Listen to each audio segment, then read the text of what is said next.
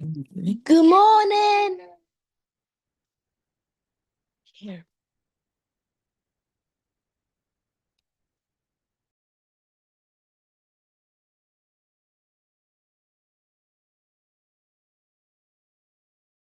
That don't sound like Mickey Chan.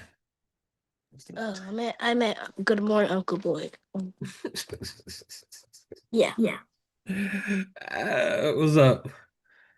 I'm good.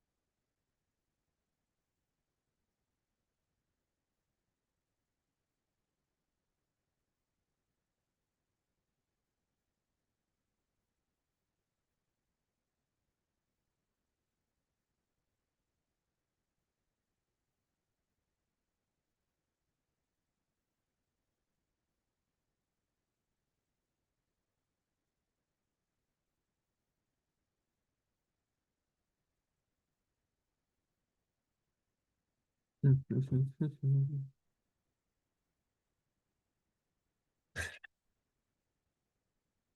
Khalees,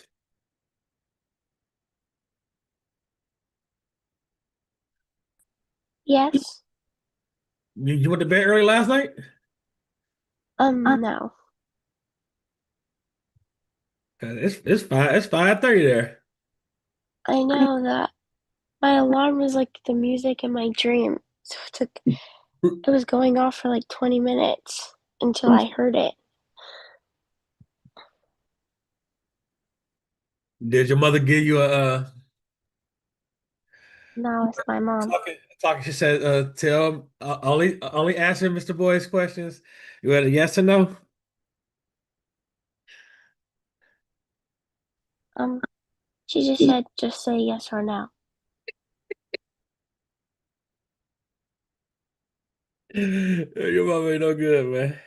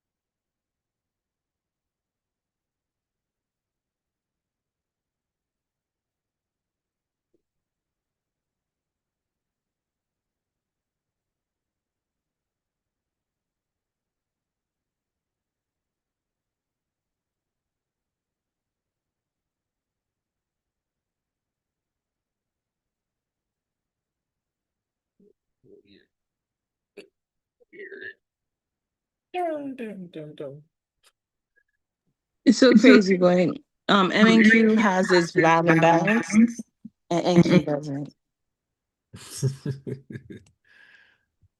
So crazy.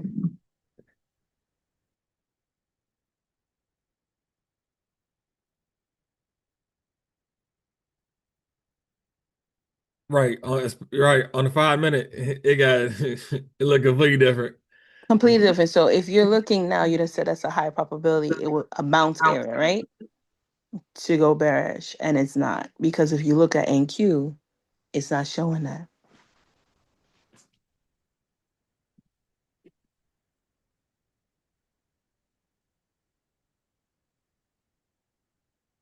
That's a hell of a move back up. Which doesn't make sense. Oh, almost 100 point move back up. Jeez.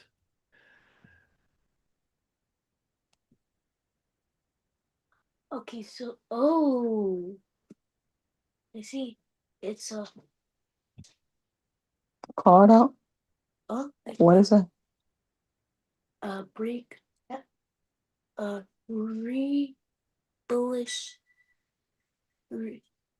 revolution. What revolution? Evolution. Girl, it candles? This ain't social studies. Girl, it's a rejection block. Revolution. The revolution will be televised. What essay? That is a rejection. Revolution. That's a rejection block, mama. That long wick. So what did that wick do? Tell me, what did that wick do? What did it do? It what? What did it do? Wait, what? I'm writing my notes. I understand you writing your notes, but tell me, what did it do? A rejection block is. No, tell me, what did this candle just do? It went. So the wick is What did the candle do? Don't think so hard. What did the candle do? It swoop. Yeah, it's swoop, but what is the trading terminology I'm teaching you? What did this candle do? It did what? It went lower than the previous low. So what? Or higher than the previous high. But what did the candle do? Did it go high or did it go low? It went low. Cool. So now that the candle went low, what did it do? The broom. What does the broom do? It sweep. It sweeps the current. No, don't read your notes. Tell me what the candle did. It swooped. Mm-mm. It swept. It swept. Past tense of sweep. The previous what? The previous low. Correction. So now that forms what? A rejection block. Thank you. So no. Just look at it and absorb it. You and your notes, boy. Do you understand? Okay. No. Yes, you do. Is it's when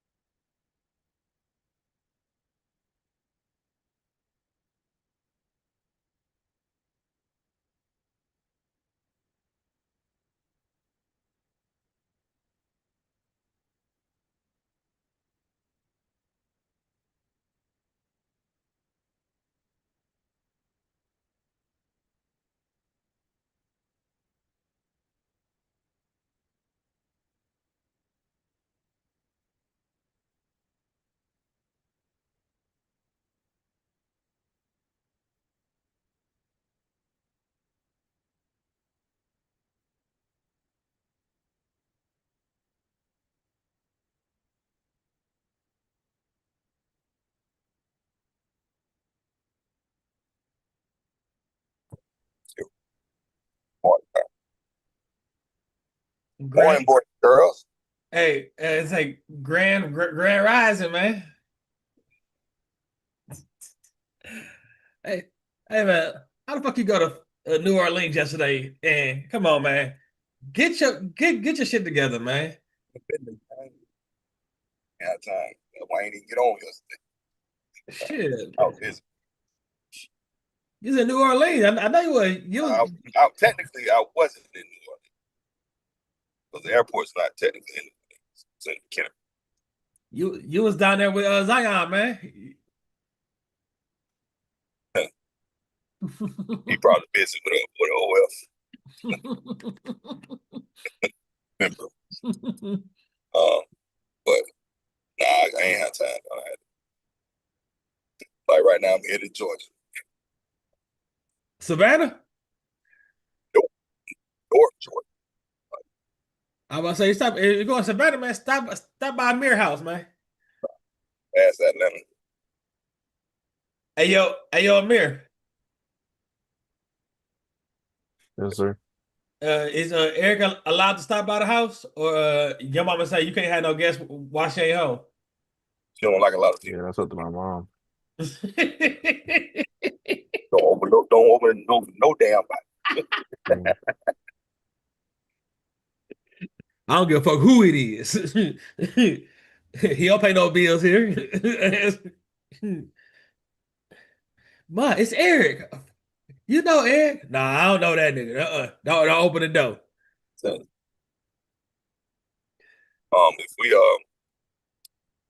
if we leave that 1 hour gap, it might be problematic for the side. I don't know. We'll see. So I'm looking at it. It's about to form a 1 hour gap to the downside, a bearish gap. Uh-huh. But we'll see. We get paid to wait. Man, we'll see. Hey man, yesterday was a great day, man. Man. Yeah, I seen how it played out. That would have been a good day for me. I ain't even trade at all. At all.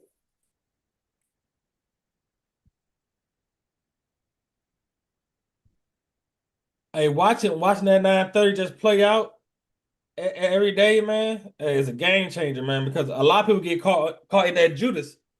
They say the false move, false breakout.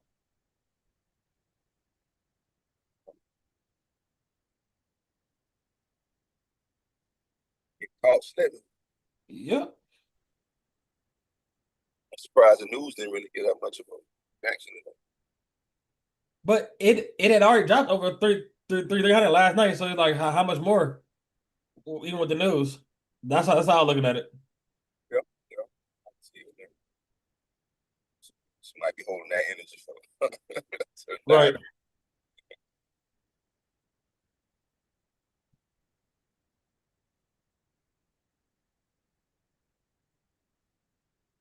Did all them lows get ran to the left? Yeah. Mm-hmm. Okay.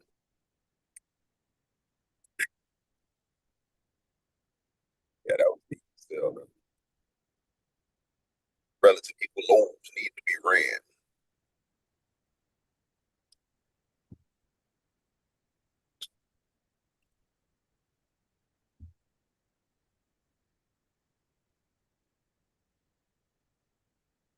Man, them folks gonna tear New York up, boy. When they win, boy, they gonna tear that thing up. Yeah. They gonna tear it up, bro. I'm telling you right now. Lady Liberty might be leaning. I think it.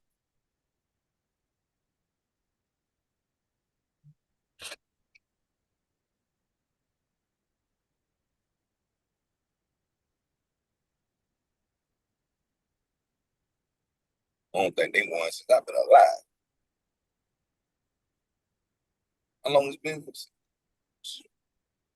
Next championship.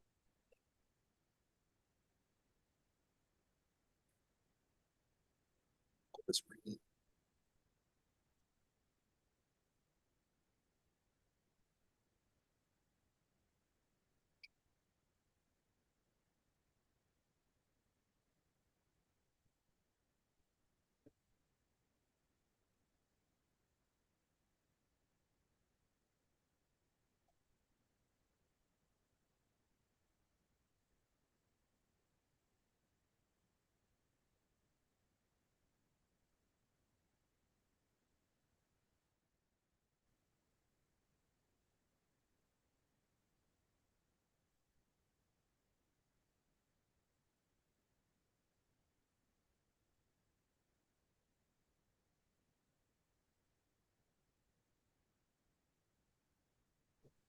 53 years ago. Yeah, see, before I was alive, I thought Willis Reed, right? 53. Alexis said the last time they won was 1973 when they defeated the LA Lakers.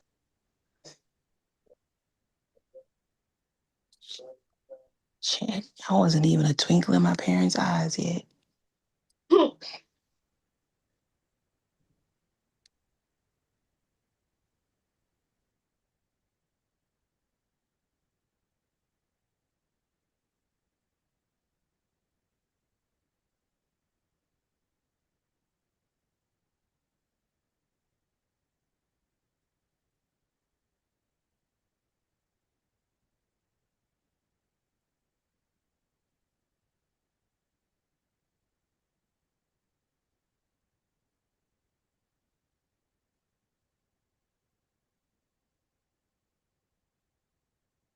So you watching it, I know you're eyeing it.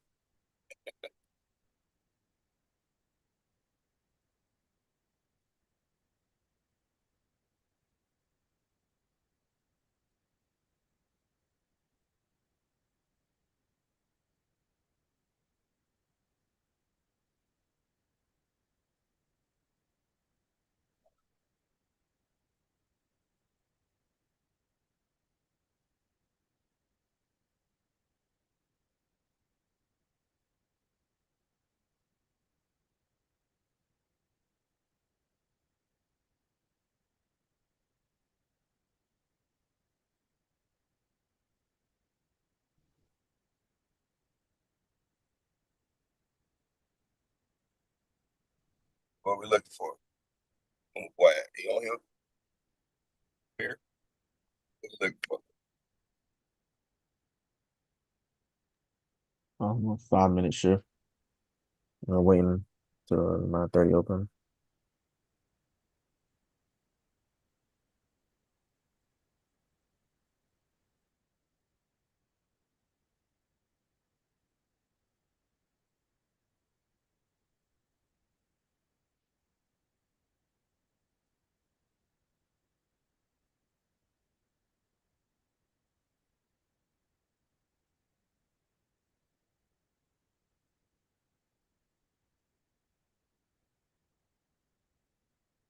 Boy, did you see the competition numbers here? Sunday. Well, those come out on Sunday. Yeah, come on Sunday. Okay. I was just wondering what the pot. I mean, what the leading amount was.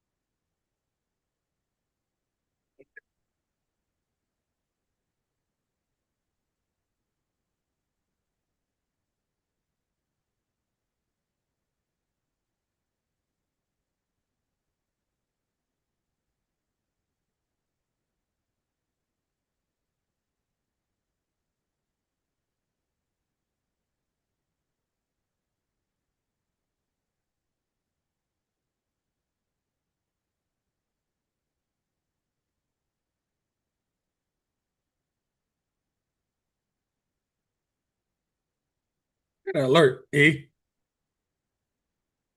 Huh? I got alert went off. What alert? Silver alert. Say, damn. What did it do?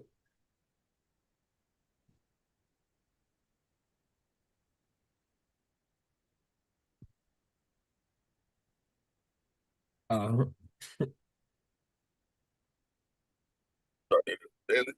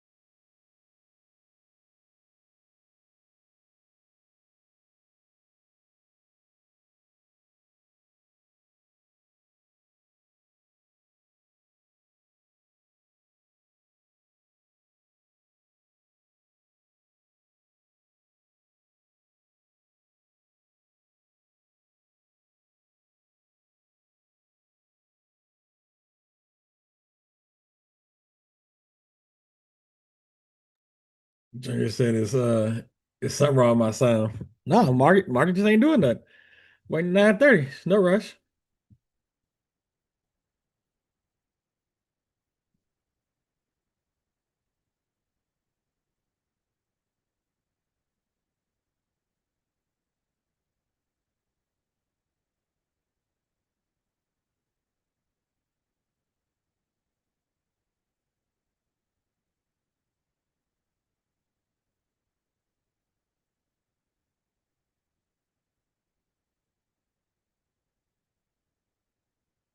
Why is it quiet? Market not doing nothing, man. What y'all wanted to do, man? Yeah, patience, man. That's why y'all niggas in the bleachers, man.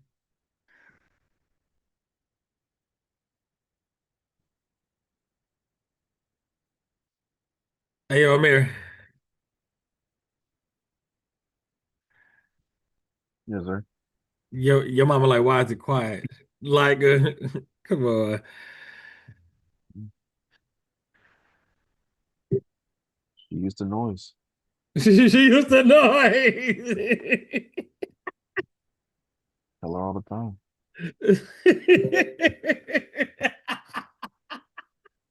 Hey, so your mama can't be nowhere and be quiet. Oh, She she can't stand it. she That's why she she. asking me that. Her skin uh, start itching and stuff. it's like we waiting. You gotta do something. Shit. Come on, man.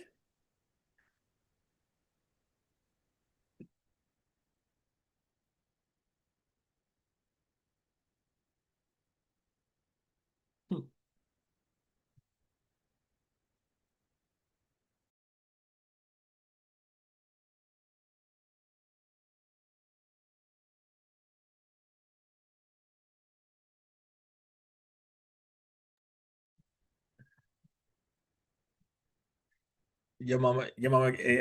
hey, gotta be moving and talking. So Amir, when you at home and you by yourself and it's quiet, when she come in the house, does she make a lot of noise? In a couple hours. You gotta move. Yep.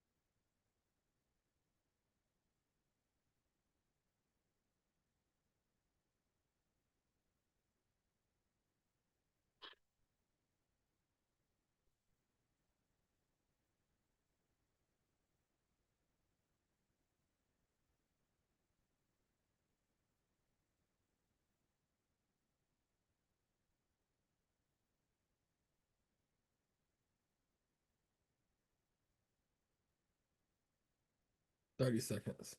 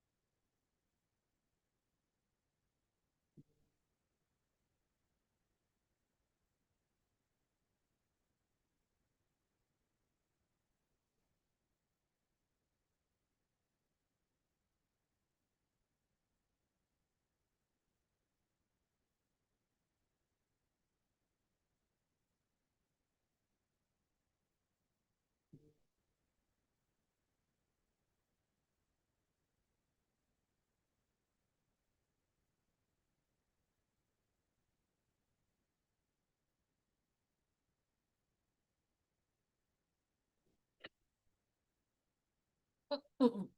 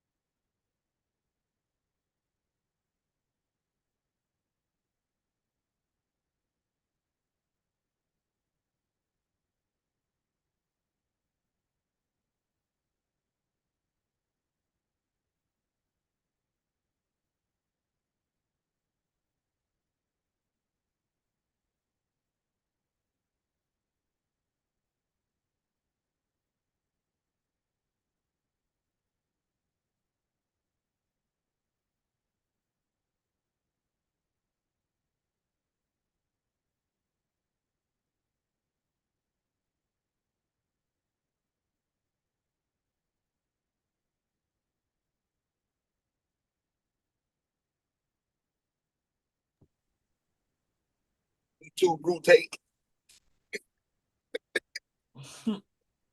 YouTube Brutus.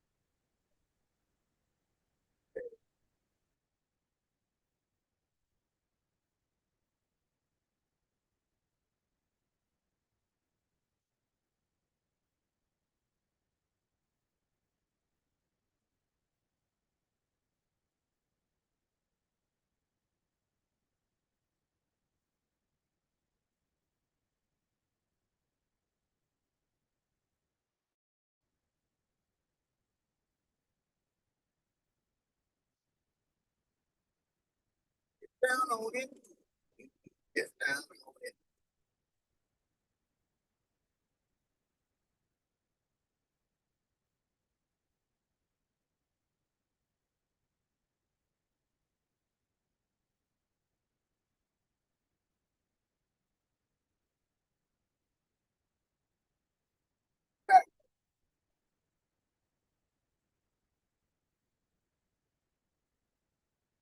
Time on the ends.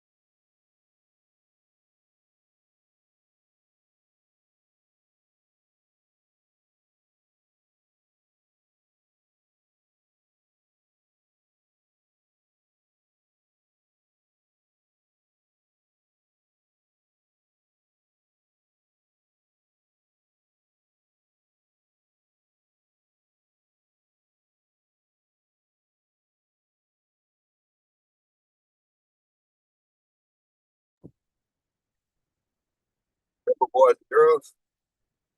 8:30 don't provide no relation, just consolidation. 9:30.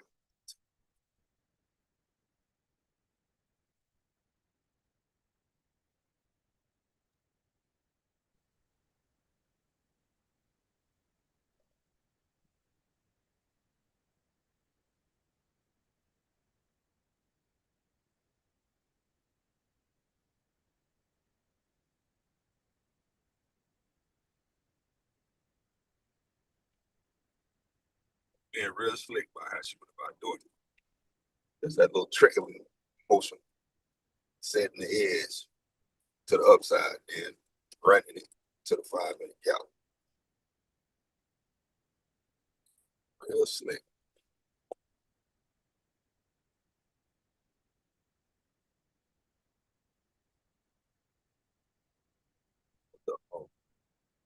Big ass shift.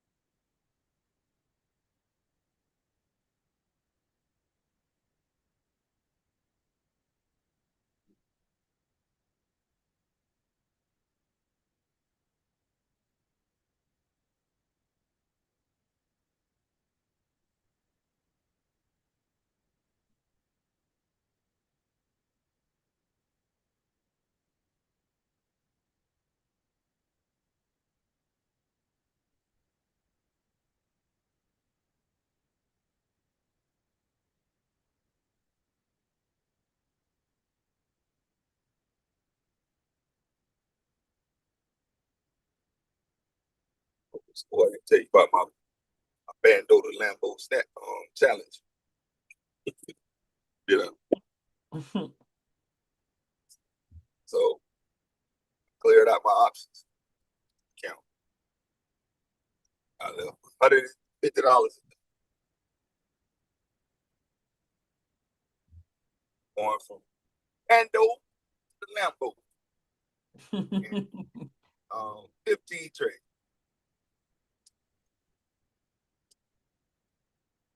So far, 2-0.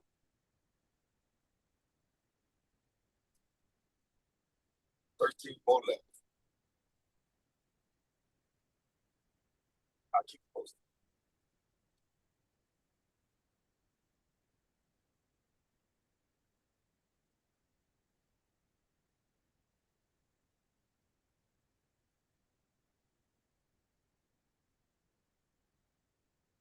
Got to be right every time. I'm putting everything back in every time. Gotta be right. Ain't no. What Well, I'm, what I'm being real strategic about it because I'm only taking the ones that I have a high probability I got you. on, like this. Your mom. I gotta know it in my soul. That's going. You know what I mean?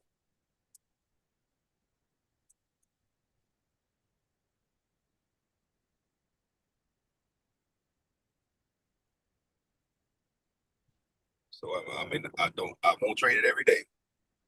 It's gonna be the days that I have a strong conviction on the direction.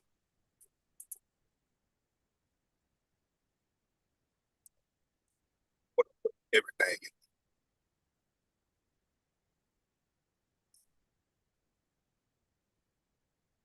So,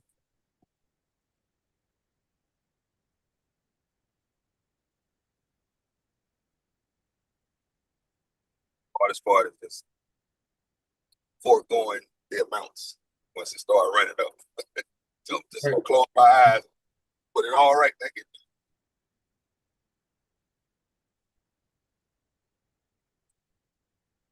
Doing it like 2020. All over.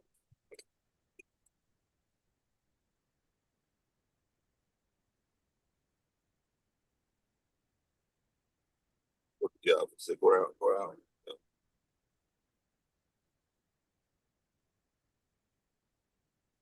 Mark that off there.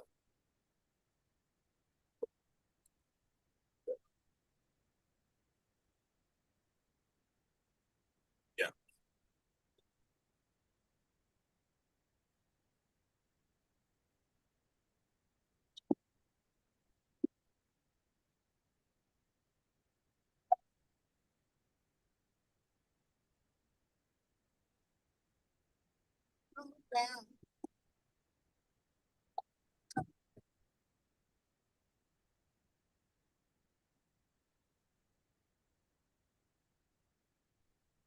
One of our astute FW members hit me up this morning.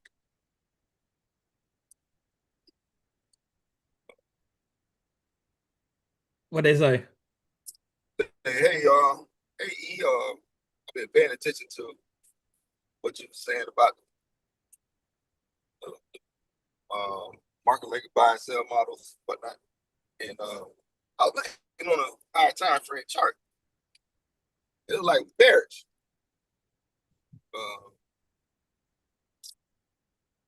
Like he said, he or she said 4 hours. Was asking me what I thought about it.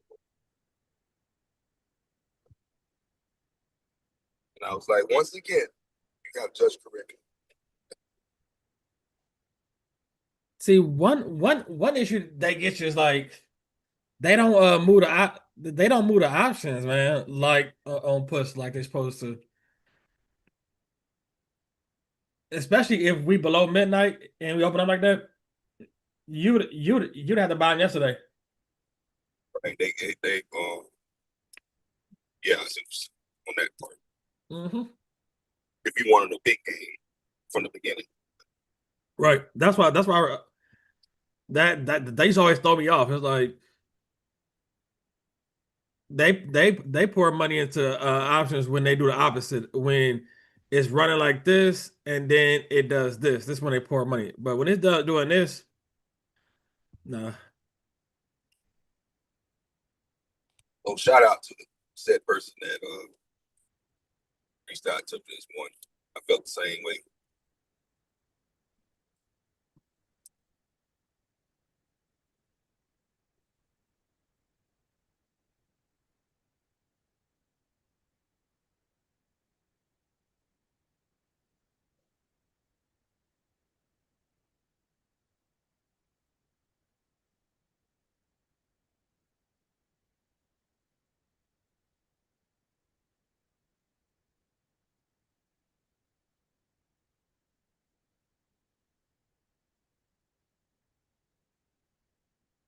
Might not move it opposite.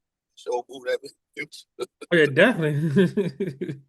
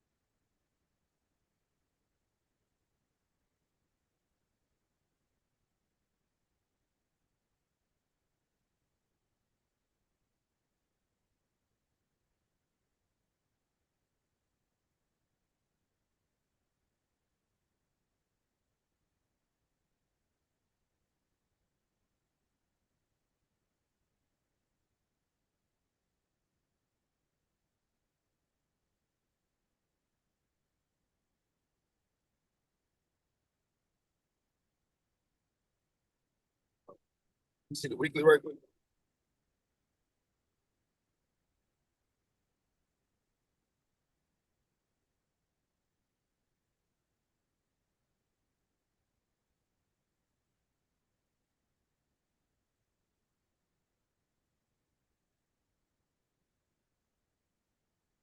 And then daily again.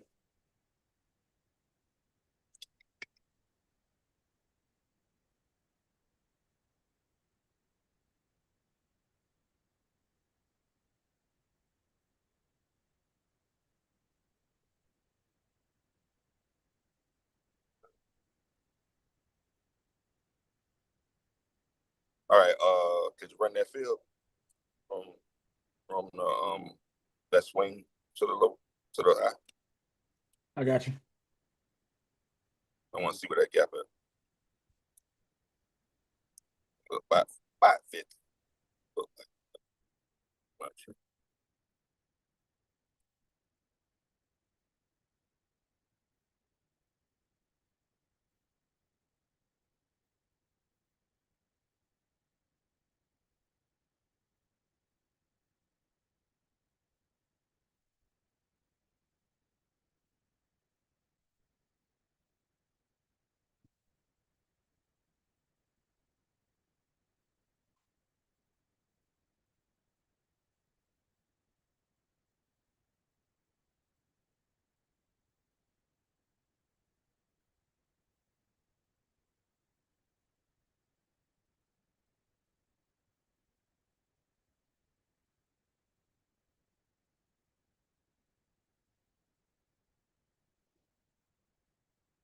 Boy, them eyes don't lie, boy.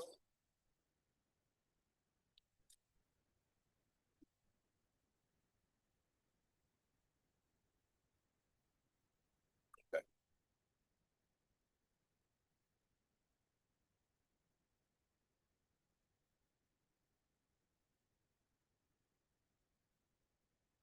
See that, but I also see this too. Volume.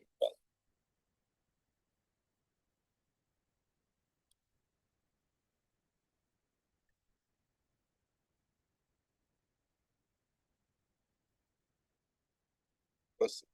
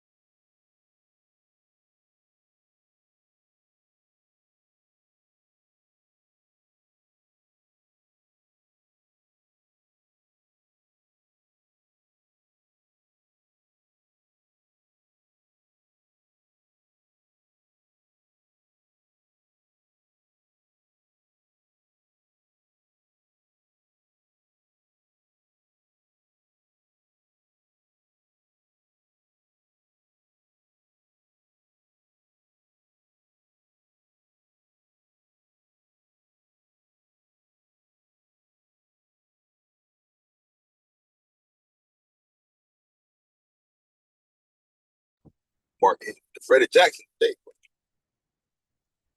That nice slope. Right.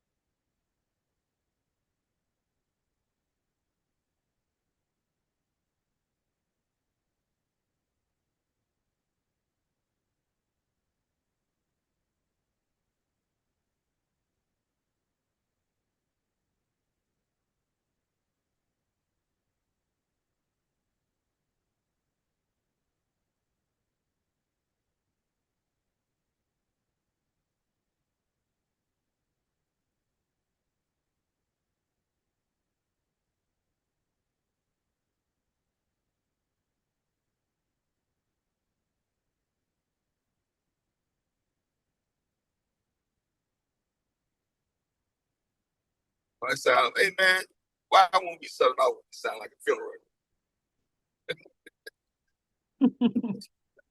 Ain't no time. Come on, baby. They don't get none of that, but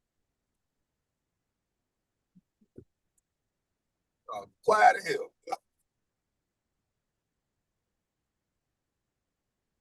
Let it mess around and flip. Oh.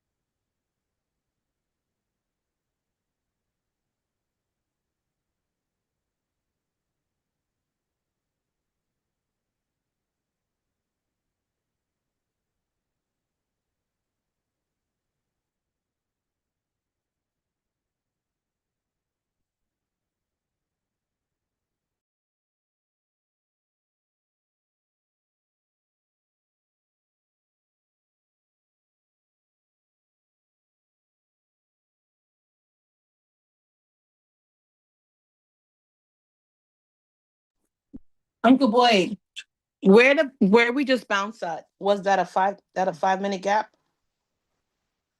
15. 15, okay. Because I see action, she doesn't see it. No problem. Thank you.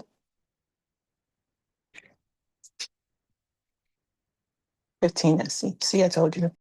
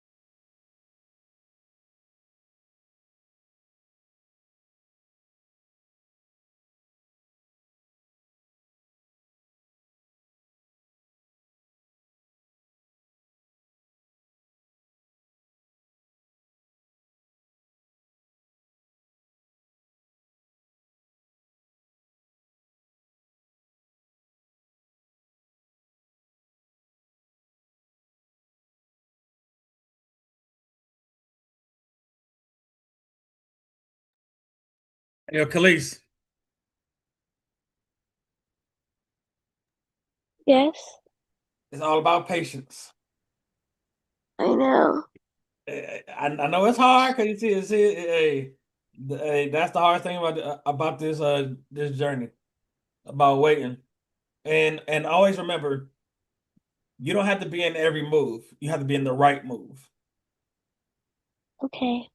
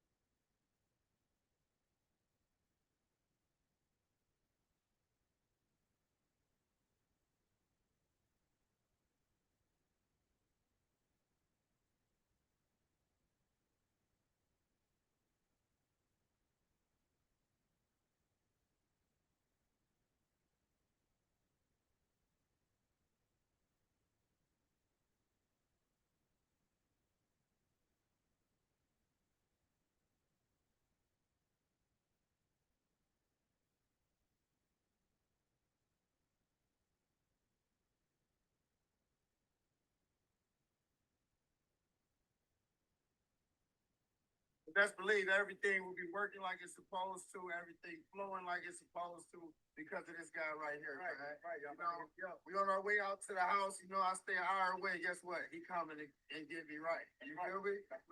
That's what he do, man. Y'all need anything done. Again, Cleveland, Columbus, wherever. You need anything done, come holler at my man. I like the maintenance man. MaintenanceManLLC.com. Come on, man.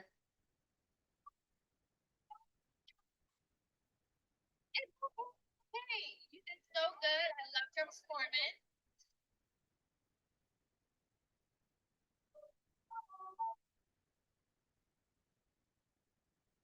Okay.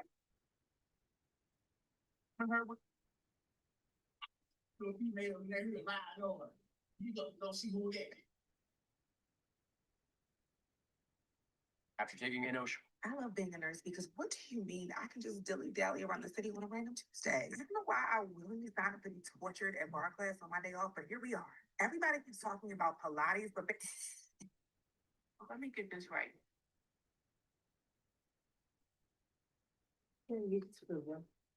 This is one.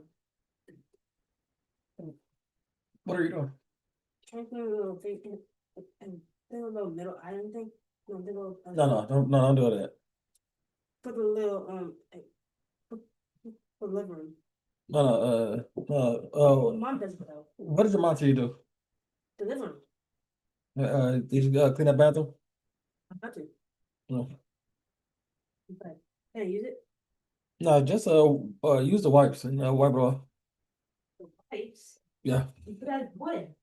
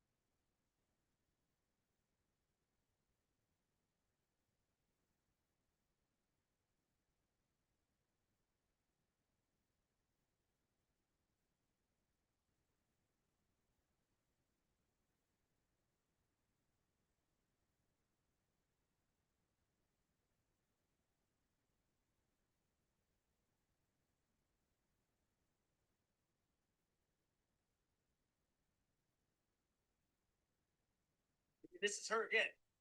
Wow, let's go on a helicopter. I gotta stay in my zone. Say that we've been beefing, dog, but you on your own. So suppose that's the sauce. First night, she gonna let me fuck.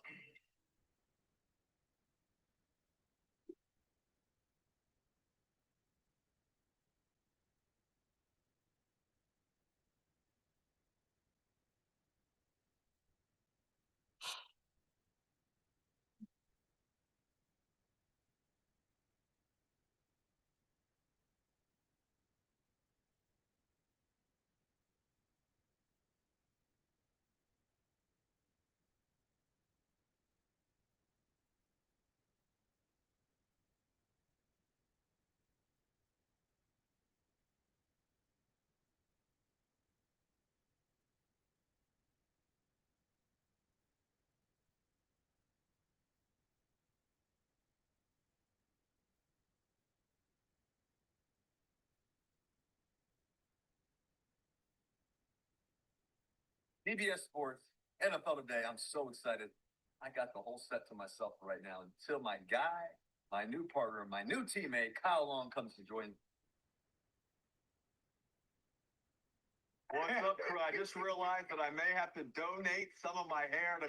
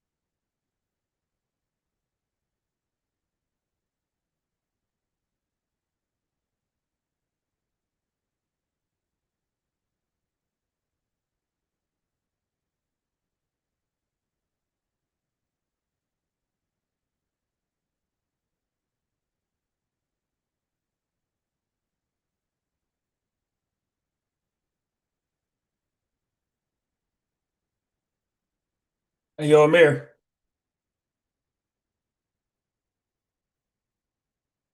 Yes, sir. Doing a lot, ain't it? Yeah, well, That's over. That's over.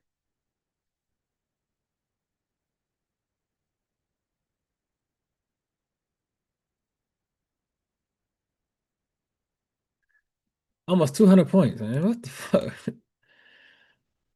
Let's see something. Let's see what 728 calls for at the bottom.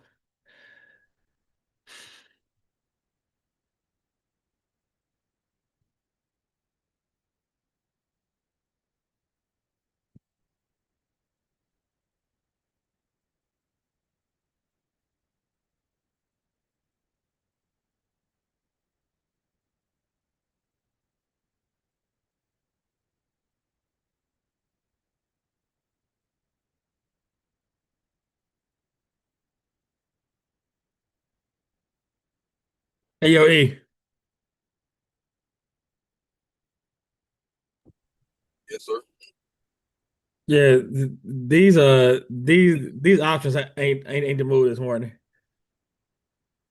I guess probably since it was NFP Friday because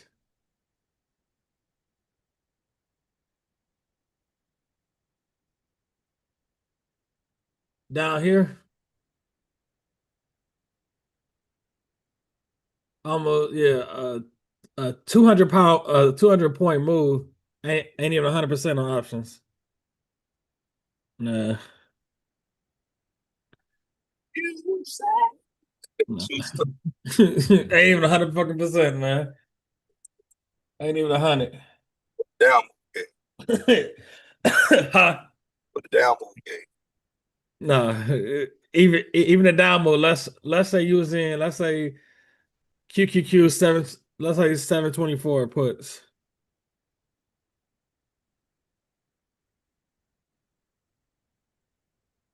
Options 724.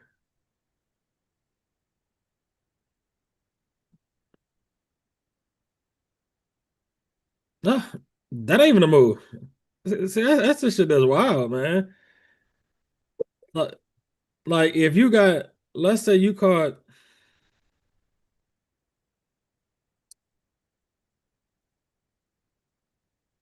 So you cover that top point that went up into that 5 minute gap. 930. What sign that was?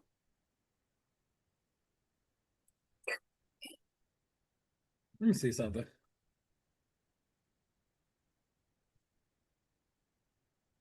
930 on the dot.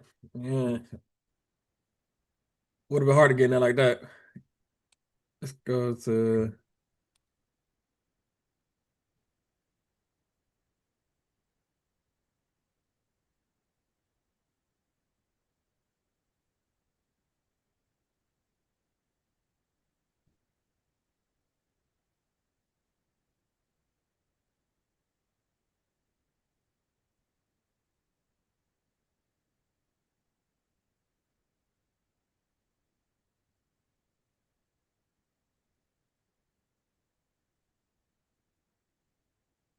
market order in at 930 open.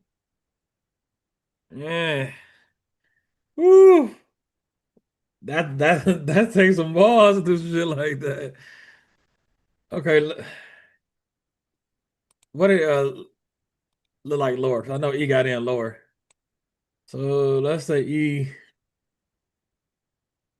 flip this, so that's nine. Let's say nine 935. Okay, about 80 cent to yeah, that's worth it.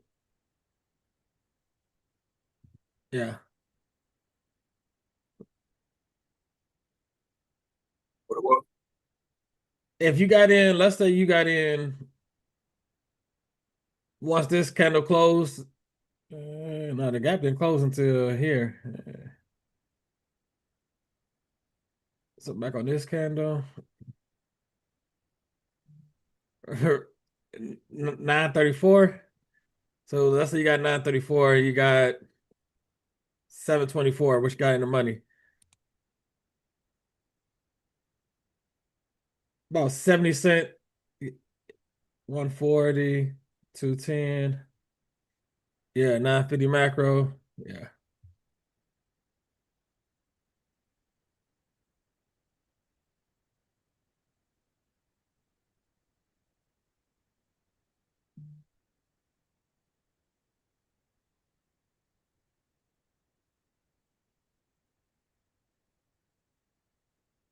Down move work. You said what? So the down move was working, right? If it depends on what your target was, because you'd had to get way out of money. Yeah, of course. Yeah, that's what you want. Yeah. You know, add the money in there. No, but looking at first stop was it all depends on what you got, because if you got higher, let's say you got that's 724.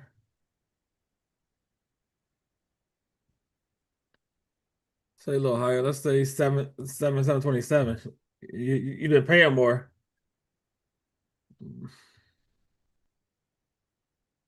Yeah.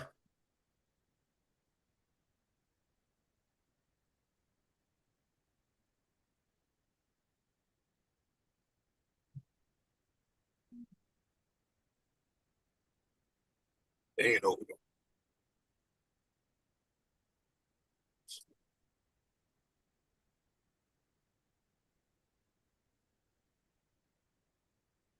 It is for the first half of the day for me.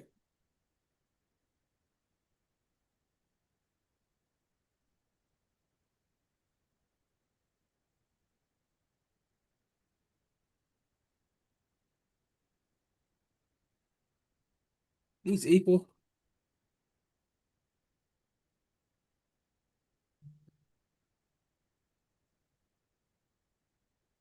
No.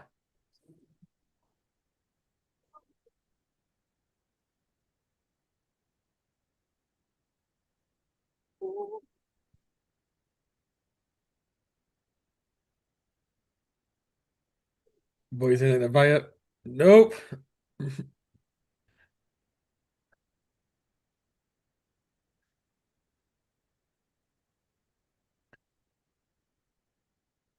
Fresh gap. Well, that was the remaining part of it was fresh, right? So you had Say it again.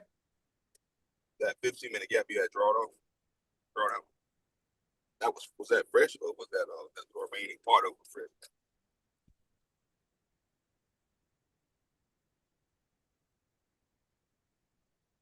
Pull that out of there. Want to go lower.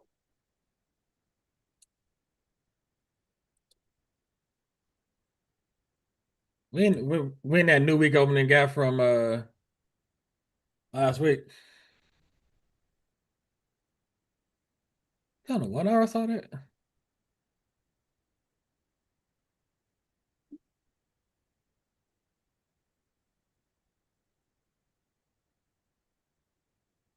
Or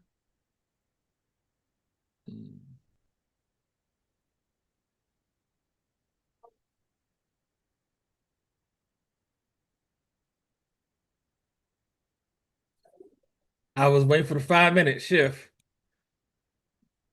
5 minute.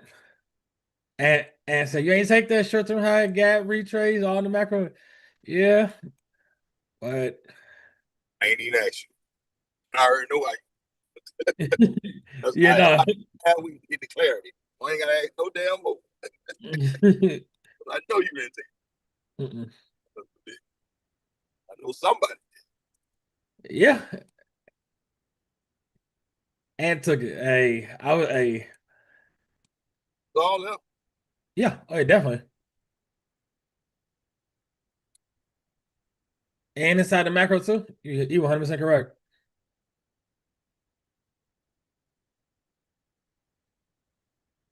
Oh, he took it. My Jay asked you about it. Yeah. I think Essence wanted to know because it came back to that camera. Yeah, I took it based on, but I took it to, you know how we do the 70. I wanted 70%, but it gave me 50. The pushback. Mm-hmm. I took it because I'm looking for it to finally touch that VIB that it made. It's been a while. It's been weeks.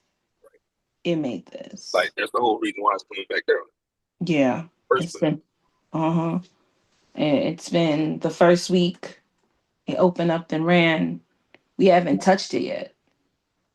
It just kept on going up for days. So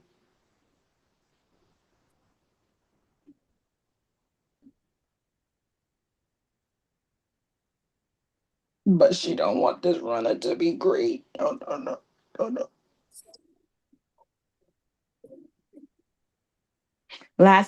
Yesterday, I talked myself out of it, boy, of getting a put. I talked myself out of it because I read on Twitter people said puts are not paying.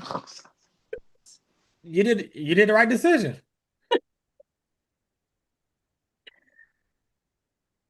I put myself out of it. So I was better off getting they said you was better off getting a SQQQ. That's better.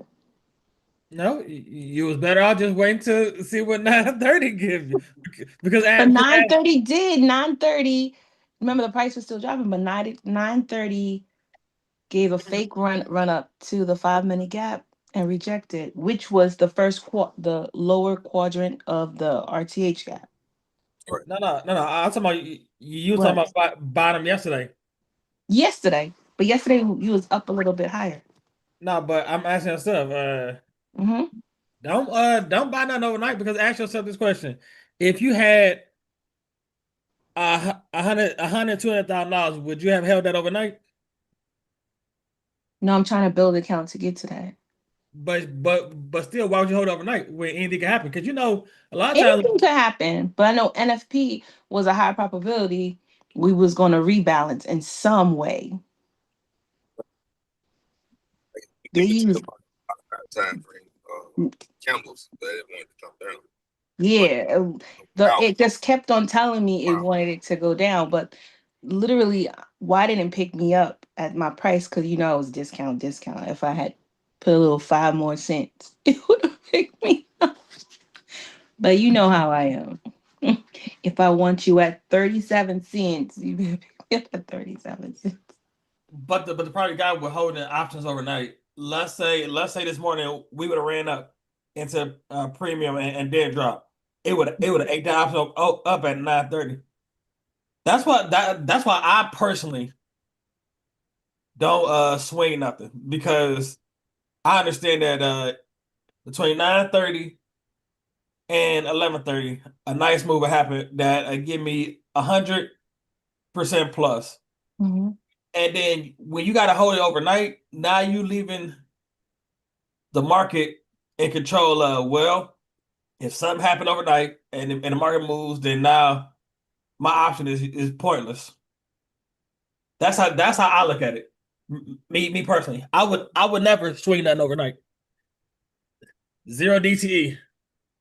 Whatever Mhm. 930 gives, it gives. But if I had bought it, purchased it at 930, it still would have been a put to the downside, to the Yep. VIP. Mm-hmm. What time is it? Okay. I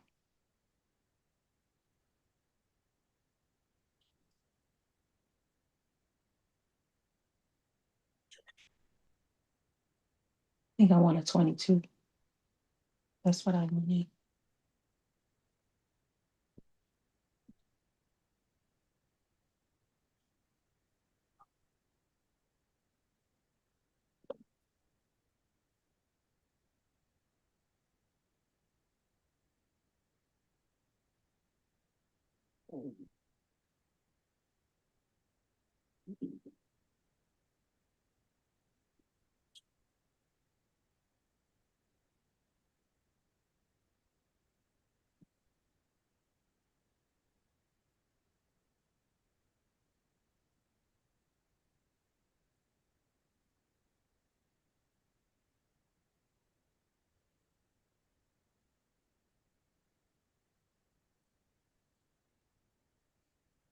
No. Hold on. Stop. Sharing.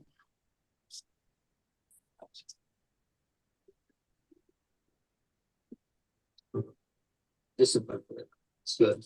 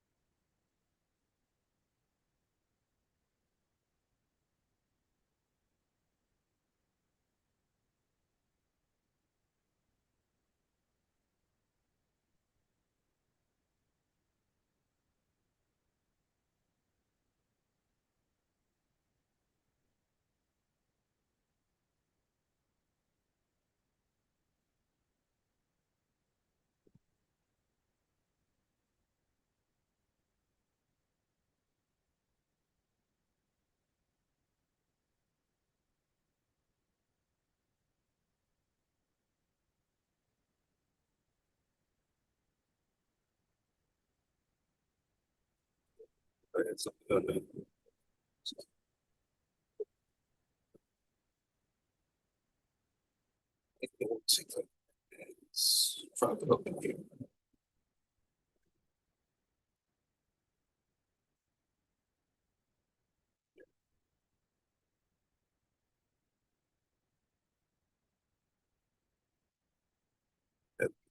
That's by 7 here. On that, from here to here, from here to here. That's by 7.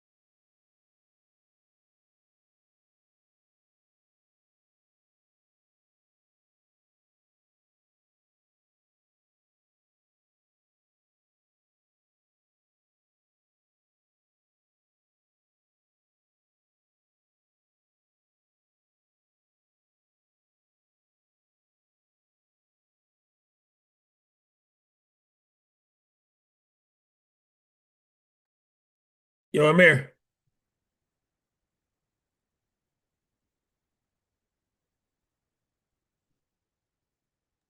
Yes, sir.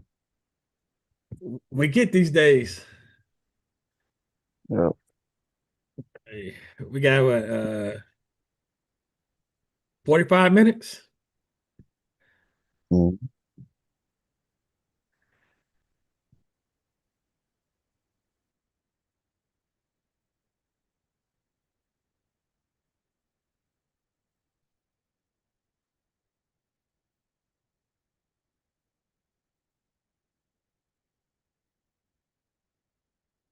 Hey, yo, Amir, looking back at this week, we had what about we had trades 4 out of 5 days. Some was easier than others. Like yesterday was like I would say, Amir, go back and watch yesterday's Zoom. That was a really a great one on looking at the different ways of entering into positions. Today just didn't give nothing yet.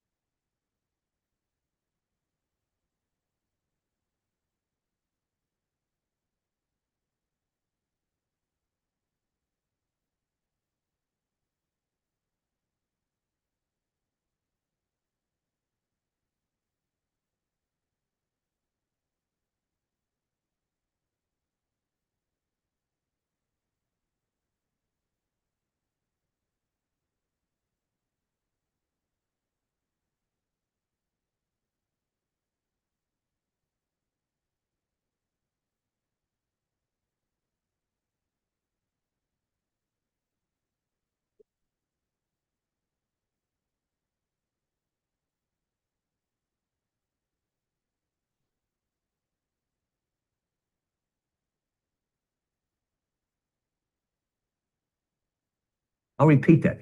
If you want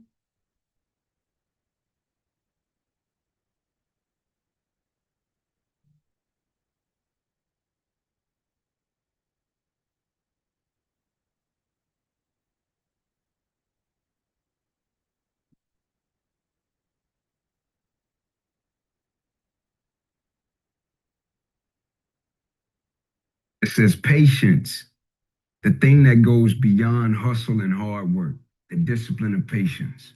The thing that goes beyond hustle and hard work, right? Because we all talk about hustle, we talk about working hard, we talk about grinding, this, that, and the third, but nobody talks to you about patience. Nobody speaks about that patience. Because in the patience, that's where you're gonna make it or you're gonna break, right? Patience. Patience is a skill we must master. Patience is one of the most valuable skills a human being must master. In order to see any glimpses of change, it takes about 21 days, right? The second one is 90 days. I'm like, okay, first week, no results. Second week, no results. Third week, no results. Fourth week, no results. Fifth week, a little bit of results. Sixth week, a little bit of results. 7th week, a little bit of results. It's not really working. Let me drop it. 90 days. That's only 7 weeks. 8 weeks, 9 weeks, 10, 11, 12, 13th week. Bam! Oh, this works. The bigger the change you want to make, the longer it takes. Patience. Is it important? Absolutely. This day and age, everybody wants something immediate. You know, there was a saying, it took me 10 years to become an overnight success. And that's true. Everything takes time. But success is making the right small decisions over and over again, over time, and you'll be successful. Failure is the opposite. Making small wrong decisions over time, and then you become unsuccessful. So just remember those things and every day attempt to be 1% better than you were yesterday. Don't compare yourself to anyone else, than you were yesterday. You set yourself on that trajectory and you'll be moving in the right direction. Patience is a virtue. I suppose it probably is. But I think patience, real patience, is an expression of deep understanding. You see, everything happens when it's supposed to happen. Everything in this universe happens by law. We set targets and we need things to happen. We need something to come or someone to do something. And frequently we get frustrated because it isn't happening when we think it should happen. Our problem is we're not thinking. We believe we're in charge. We are not in charge. We are in charge of building the idea and holding the idea. Everything else happens automatic. It happens by law. All ideas have a gestation or an incubation period.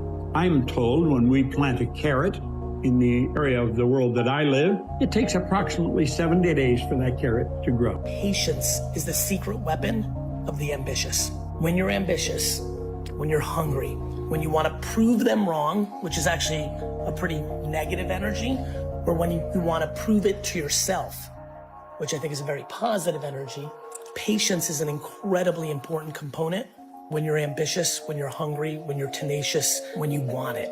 Because so many people I know, are just in a place where they want it so fast that they cut corners and make mistakes. Patience is a sign of wisdom. How do you become more patient? Become more wise. Wise means I'm not looking just at the moment. I'm looking ahead. I'm looking into the future. What will this activity result in? What will be the outcome 5 years from now, 10 years from now? That's wisdom. Wisdom is patience. Let things develop. Don't rush your way through life. Things take time. I don't know why. Why can't things just happen instantaneously? Because if it's good, why not now? It's a good question. But the fact is, things take time. And only with time will it turn out to be what it's meant to be. If you rush, you ruin even good things. Every baker can tell you that. Every chef will tell you that. If you rush it, you ruin it. So have a little wisdom and look at the picture long term, not just immediate gratification. It's so important that you understand you must be patient with people, you must be patient with plans, you must be patient with everything. You can't get what you want right away. It just doesn't work that way. People that are patient are incredibly effective. You don't always need more power as much as you need more patience. Patience. 18 years. Patience. Everything's not supposed to work out in your 20s. Everything's not supposed to work out in your 30s. If you're talking about finances, most billionaires became billionaires at least in their late 50s. So if it doesn't happen today, it doesn't mean that God said no. Let me say it this way. Delayed does not mean denied. You don't always need more power as much as you need more patience. It is called aggressive patience. You have to understand that not only is it going to take time, so you have to be patient, but also during the time that you are waiting, you have to be executing day after day after day after day, as if you can will and force this goal into reality. Because when people hear be patient, you know what they hear? Sit in your chair, kick your feet up on the desk, and it'll just happen.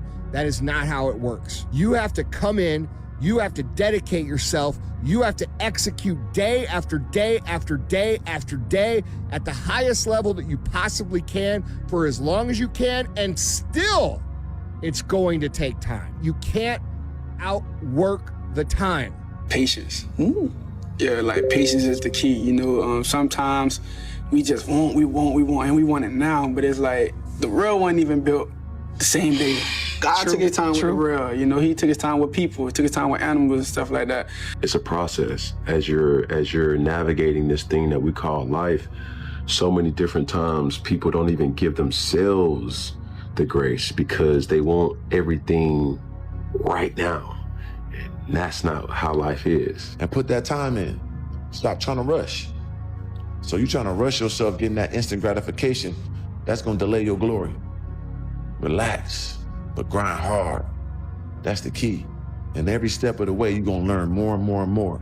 The code that you can't seem to crack, that successful people have cracked, is that they are patient. I think so many of you forget that whilst you are trying to achieve things, you have never experienced this before. You've never been this version of yourself that's so ambitious. Previously, you stayed within your comfort zone and you know who that person is, but this ambitious person that's trying to go out and live their life and achieve their dreams, you've never been this person. So you need to be patient with this person. Success is down to two things. There's consistency and it is patience. Understanding that small steps every day will get you to where you want to go, providing you make those steps consistently. So you need to set out a plan and execute every single day. Be patient with yourself during it.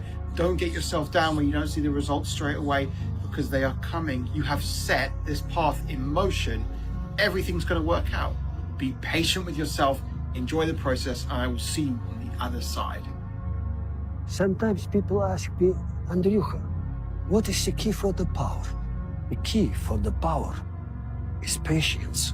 You need patience for things to grow, for wealth, for power, for influence. Nothing comes fast. You need patience for reacting to the struggles of life. Things will go wrong. People will make you angry. You need patience with them and yourself. If you don't have patience, you will often decide too fast and too stupid. You will act out from anger and hate. So when I have been insulted, I count to 10, calming my breath, and then I move. And when my woman is getting crazy, I count to 10, calming my breath, and then I engage. And when I suffered a grim loss in business, I count to 100, calming my breath, and then I strike. When you're willing to fail again and again and again, when you make up your mind to become unstoppable, when you make up your mind to become a no matter what person, that will then give birth to a part of yourself that you don't know right now. You have to be an unreasonable person who's not looking at and judging the circumstances such as you see them. In order to do something you have never done, you've got to become someone you've never been. We all have greatness within us, but greatness is not our destiny. It is a choice that we have to make consciously to put ourselves outside of our comfort zones, to stretch and to develop ourselves and have in our environment people we can learn from and grow from that will hold us to a higher standard and that will always challenge us to go higher. Remember to be patient when you're becoming someone that you've never been before, because the person that you are growing into doesn't have a map yet. And some days you're going to feel like you're moving backwards, and that's okay, because growth isn't always linear. Your new self is literally being born in moments that you don't even notice. So I want you to be gentle with the in-between version of yourself, because becoming the person you're meant to be is gonna take some time. A lot of people nowadays are really, really impatient. And the reason I think is we're so used to the power of our phones, of our computers, that we think everything should be happening quickly and instantly. If we have to wait 5 seconds to get a piece of information on the internet, we're thinking, oh my God, it's taking so long, it's taking so long to download. Whereas 20, 30 years ago, you would have had to go to the library, you would have to spend an hour to do it. You learned how to develop patience to find things. But people are so impatient because everything is so quick and easy and powerful right now. So you want to be able to slow things down. You want to have the ability to say, if it's going to take me an hour to learn this, if I have to spend time practicing something that's tedious, I'm okay with it. I like the slowness. I actually embrace the pain that's involved. So learning anything, developing any skill involves pain. Many of us are suffering because we quit on ourselves. We quit on our physical fitness. We quit reading books. We quit wanting to grow. We quit challenging ourselves. We quit wanting more out of life. You know why you quit?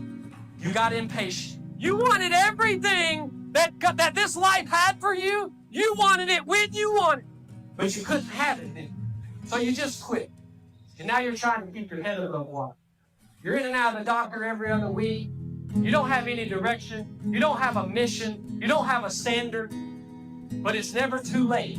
You guys need to stop underestimating the power of patience. I feel like nowadays nobody ever has patience. It's all purely just because of these like short forms of dopamine that we can get whenever we want. And every single person is addicted to it. The only thing that sucks about that, you know, it would be great if there were benefits. The only thing that sucks is that good things take a long time. Any difficult skill that makes you a lot of money or for you to be the best at, it's going to take you a long ass time. And now there's just people that are just not willing to do that because they have these short forms of dopamine. But as we know, short forms of dopamine, they don't typically end up fulfilling us in terms of like full happiness, right? It's just like, oh, I feel empty inside, so boom, TikTok, or boom, Instagram Reels, or boom, let me yank the chicken. And then it's just this endless cycle of like, oh, my life sucks, and then boom. Versus if we had patience, we could just go through one whole period of my life sucks while working on something, then your life wouldn't. The other part that I want to say as an answer to you is,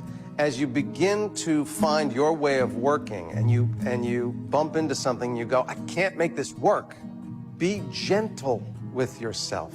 You don't yell at a bud because it isn't a flower yet. It's gonna be a flower, but it opens when it's time for it to open. If you're working on something that is beyond your ability at the moment, it doesn't mean it will be beyond your ability in a month, but at the moment, it's gonna frustrate the hell out of you. Acknowledge it and go, I'm not getting this. I'm not achieving what I want to achieve right now. Tomorrow, I'll make another choice tomorrow. I'll look at one of these elements another way. Or I need to go out and observe something that is this in life and see if I can learn something from that. The more you raise your vibration, the more you understand the power of patience. And patience, without patience, there is no power. You have no control, right? And that is the key to manifestation. This is why your manifestations aren't coming through. This is why you feel like, man, I've been thinking about it, I've been talking positive, but yet still I don't see the proof. It's because you lack patience. And the reason why you lack patience is because we've grown to love instant gratification. We want things now, right?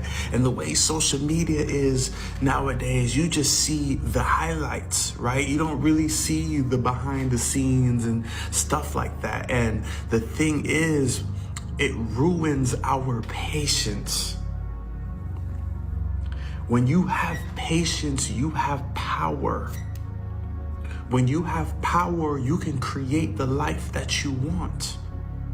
You feel me? It takes time. It's not gonna happen right away. And depending on the manifestation and the size of the manifestation, it might take longer than others, right? So you have to enjoy the process, because one thing you've gotta realize, life is gonna test you. Right? Life is gonna test to see if you really believe, if you really have complete faith in that inner knowing in which your reality that you want to be, right? It's gonna question you, right? It's gonna drive you crazy sometimes. You're gonna be like, damn, like, I've been working so hard, but like, I don't see no results. But trust me, every single action has been stacking up. It's a compound effect. You feel me? Success comes to the ones who are patient. I've come to realize how important it is to just be more patient with yourself when you're growing. We expect instant results, have immediate growth, and make no mistakes, but everything meaningful in life takes time. The skills you're learning, the process of healing, the relationships that you're in, or self-discovery, they all take time. And you'll only be disappointed if you try to rush the process because real change does not happen overnight. I feel like it's so easy to feel that you're not doing things enough, you're not fast enough, or you're not successful enough. But life isn't really a race. You're not falling behind. Just because you see someone who's successful at like 21 online, that doesn't automatically make your life a failure. You're simply on your timeline, and the more patient you are with yourself, the more space you give yourself to grow into the person that you're meant to become. Just the fact that you're waking up every morning and having another day to live is already a victory. Somewhere out there, someone's last day was yesterday, and yet here you are, breathing, alive, with time still on your side. That in itself is huge because not everyone gets that chance. So be more patient and give yourself credit for simply making it this far, for getting through the things you thought you couldn't, and for being here. When you stop expecting yourself to know everything right away, it allows you to keep showing up without doubting yourself all the time. Patient with yourself. You'll be up one day and down the next. You'll be pleased one day and displeased the next. You'll be peaceful one day and very angry the next. But be patient with yourself because God is not through with you yet. Don't look in the mirror and talk down to you. Oh man, you're no good. Yeah, that's true, but that's not you. That's the enemy in you, the self-accusing spirit. When that's whipping you like that, just say, okay, if you will forgive me and have mercy on me and strengthen me, I'll strive harder tomorrow to be better. Most of life is just ordinary. You know, you got to learn how to be happy alone. You got to be happy a little bored. You got to be happy when things are hard. You got to learn how to be satisfied when you failed and things don't go your way, because all of that keeps you getting up. But I think there are a lot of young people who are searching for this impossible feeling of continuous happiness. Feeling like you have no idea what you're doing is the price of entry to achieving your dreams. Every big dream starts with fear, doubt, and the sense that you're completely unqualified. But that's not a sign to stop. That's part of the process. The feeling of not knowing what you're doing, that's the stretch. That's the part where you grow. Everyone who ever built something great once felt exactly like you do right now. Lost, scared, but still moving anyway. If you're waiting to feel ready, you will wait forever. Nobody feels ready. You just start, you stumble, and one day you realize you are doing the thing you thought you couldn't. So don't run away from fear or uncertainty, because fear means you're in the right place. So keep going. You cannot wish for a strong character and an easy life. Each is the price of the other. The world belongs to those who can continue to work without seeing the result of their work. Continue to do without seeing the result of their doing. And it's really the person who can do that for the longest period of time. And that's usually because they're still getting leading indicators. It's just that it's amounting to a much bigger mountain. And so like if you want to do big shit, it takes a way longer period of time, because the easy shit, the little hills, everyone conquers really quickly. You have to be patient. You don't gotta make no moves. You ain't playing checkers, you playing chess. It take years for some moves to be made. God will show you. If you want to know, just pray. Get close to him. God, show me. Show me. A lot of us delay our happiness. When I get to this level, when I get my degree, when I get the kids, when I get married, I'm going to be happy. Enjoy the journey. Enjoy the whole step, the whole process. Every day that you get up to strive for whatever it is you're after. You know I'm a goal-oriented guy.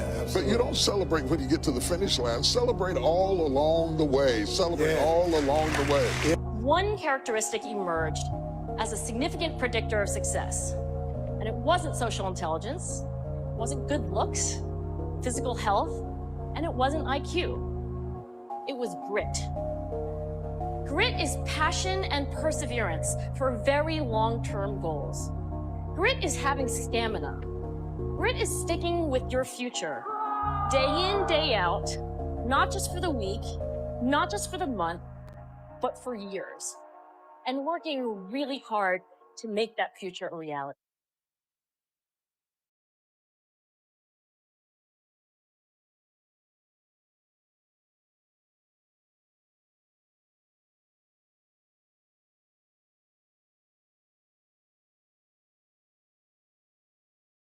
Stop watching the clock. Instead, do what the clock is doing. Just keep going.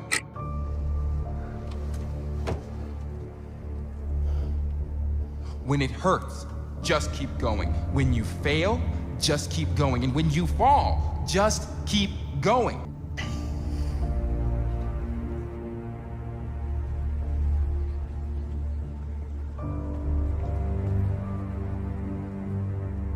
When you want to give up, just keep going. When your luck is done, just keep going.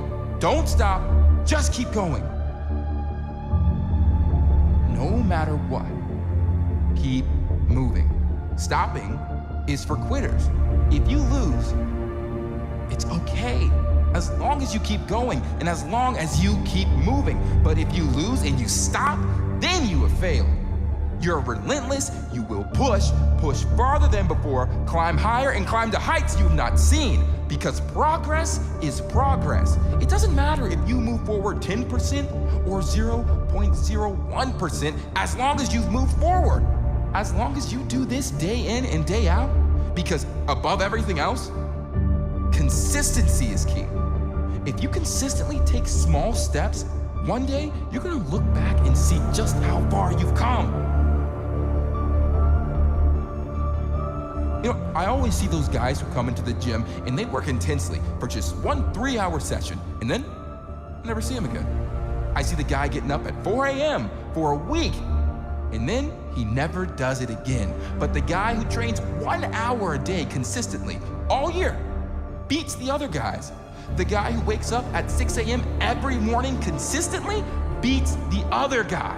It's about consistency, consistently moving forward.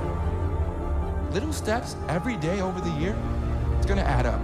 Small moves in the direction of your goal every day are going to add up. Soon, you're gonna be where you wanna be, but you must keep moving forward. You can't stop and you can't stand still. You gotta keep pushing and you gotta keep going, and you have to be the clock. You're always running, you are always consistent, and you're constant. You're not a quitter. You are not a stopper, you're a winner because you never give up. You will succeed because you're moving in the right direction.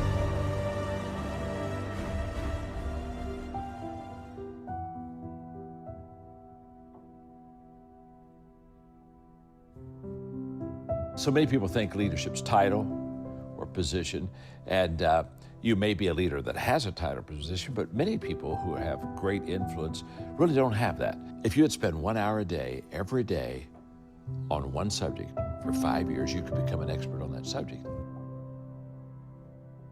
And I stopped asking the question, how long will it take? And I started asking the question, how far can I go?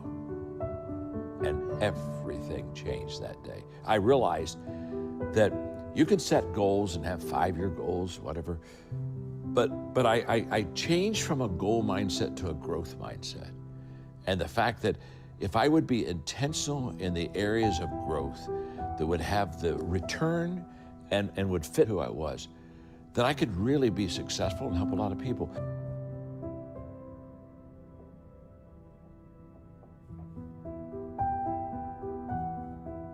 Live your life like you are the hero in your own movie. When you die, you get to go to the movies and you are shown your life as a movie. Will you enjoy it or would you hate it? Living as if you're the hero in your own movie gives a third-person perspective on your life. It can make you think about your decision more clearly and think, will this improve my life or not? Will this job be exciting, or am I doing it to make someone else happy? Does this relationship fulfill me or not?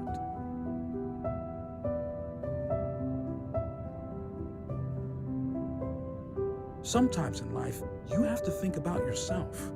You see, you have to have fun in life. If you don't, what's the point? Think about life as to fun and exciting. If you don't wake up in the morning with excitement, then that is a wasted life. This doesn't mean you can't have sad moments and feel low. Your emotions should be like waves. They come in and out, but the ocean doesn't change. And this should be your life. You get one life.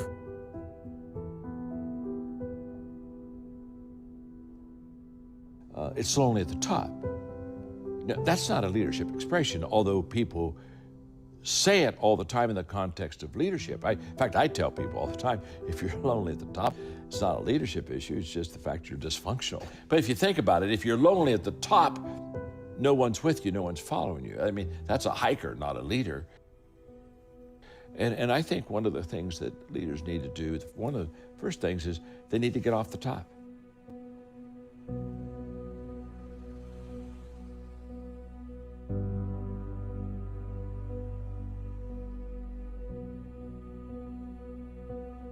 You know, everybody crashes, and then you're faced with that crash. And you either have an epiphany or you don't. You either walk off the field and say, hey, I don't want to do this anymore, and you give up on that, going after your audacious goals, or you gain really humility. You know, how do you feel that you're going to be wrong? If you want your life to be successful, you will not let yourself do certain things because you're just no good at them. Once you get that picture down, then you can find the paths wherever the paths are. You're open-minded. People take an eye-opening experience and some don't do anything with it, and some people grow from it. Your life doesn't end up an accident. Your life is a series of actions that you initiate or don't initiate, and that your thoughts are going to control that roadmap. And so how are you using your mind today to either make yourself feel great or not? I posted on Instagram this morning. I said, listen, your destiny is ultimately controlled by a decision you already made this morning. Everyone watching this already made a decision this morning. This morning, they made it a life-changing, huge decision this morning. And that is either I'm going to get up, enter the world with no intention, go through the motions to hopefully get by or survive, or I am going to get clear in this morning about what I want, what I'm going after, who I'm going to be, how I'm going to serve, and whether or not I'm going to be excellent and extraordinary or not. And the problem is most people never make that conscious decision. Make the conscious decision about who you want to be each day. Stay congruent with that.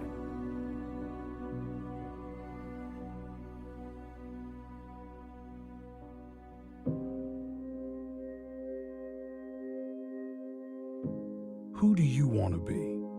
How do you want people to see you? Stronger, hardworking, successful? If you want people to see you like that you need to change.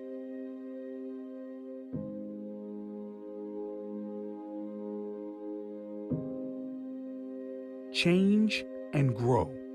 Strengthen yourself. Build up your potential. Construct your future. Be selfish and take control of your life. Take control of your abilities. Take control of your potential. Don't waste any more time. Take courage to provide for yourself. To provide your potential, grasp it. No longer will you be afraid to make it, to change it. No one else is living your life. Take control. Hold it by the horns. Grasp the opportunity. Make your time worthwhile. Make your life worthwhile. Leave your iconic legacy. Work hard like you deserve it. Like, what is it now for you about how you want to define yourself? What types of relationships you want and how deep you want to go? What is it that you want to develop as skill sets? And what is the specific service you want to provide?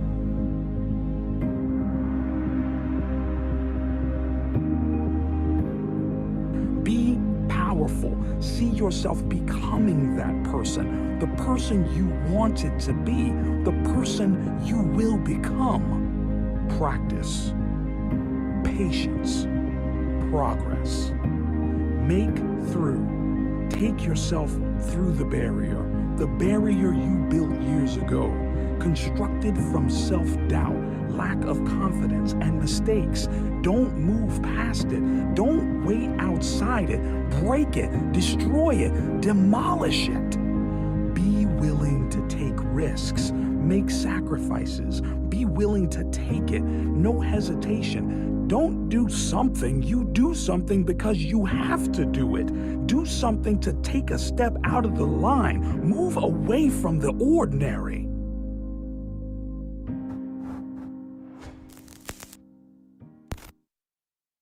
I used to play the Halloween theme song, and it was important that it was Michael Myers because the mask itself was void of emotion. It has nothing to do with camaraderie. It's stone cold killer. And I would listen to that song over and over and over again. That's when you know you better run. I wasn't in the mood to talk to anybody. You know, I just wasn't in the mood. I didn't want to hear anything. I was in my mode, my focus. I wasn't going to let anybody break that. But if you are able to get up every morning with that kind of fire, you will be successful in life. I guarantee you that. Going rounds is a state of mind. If you can go 4 rounds, you can go 6. You can go 6, you can go 10. You can go 10, 15, and so on.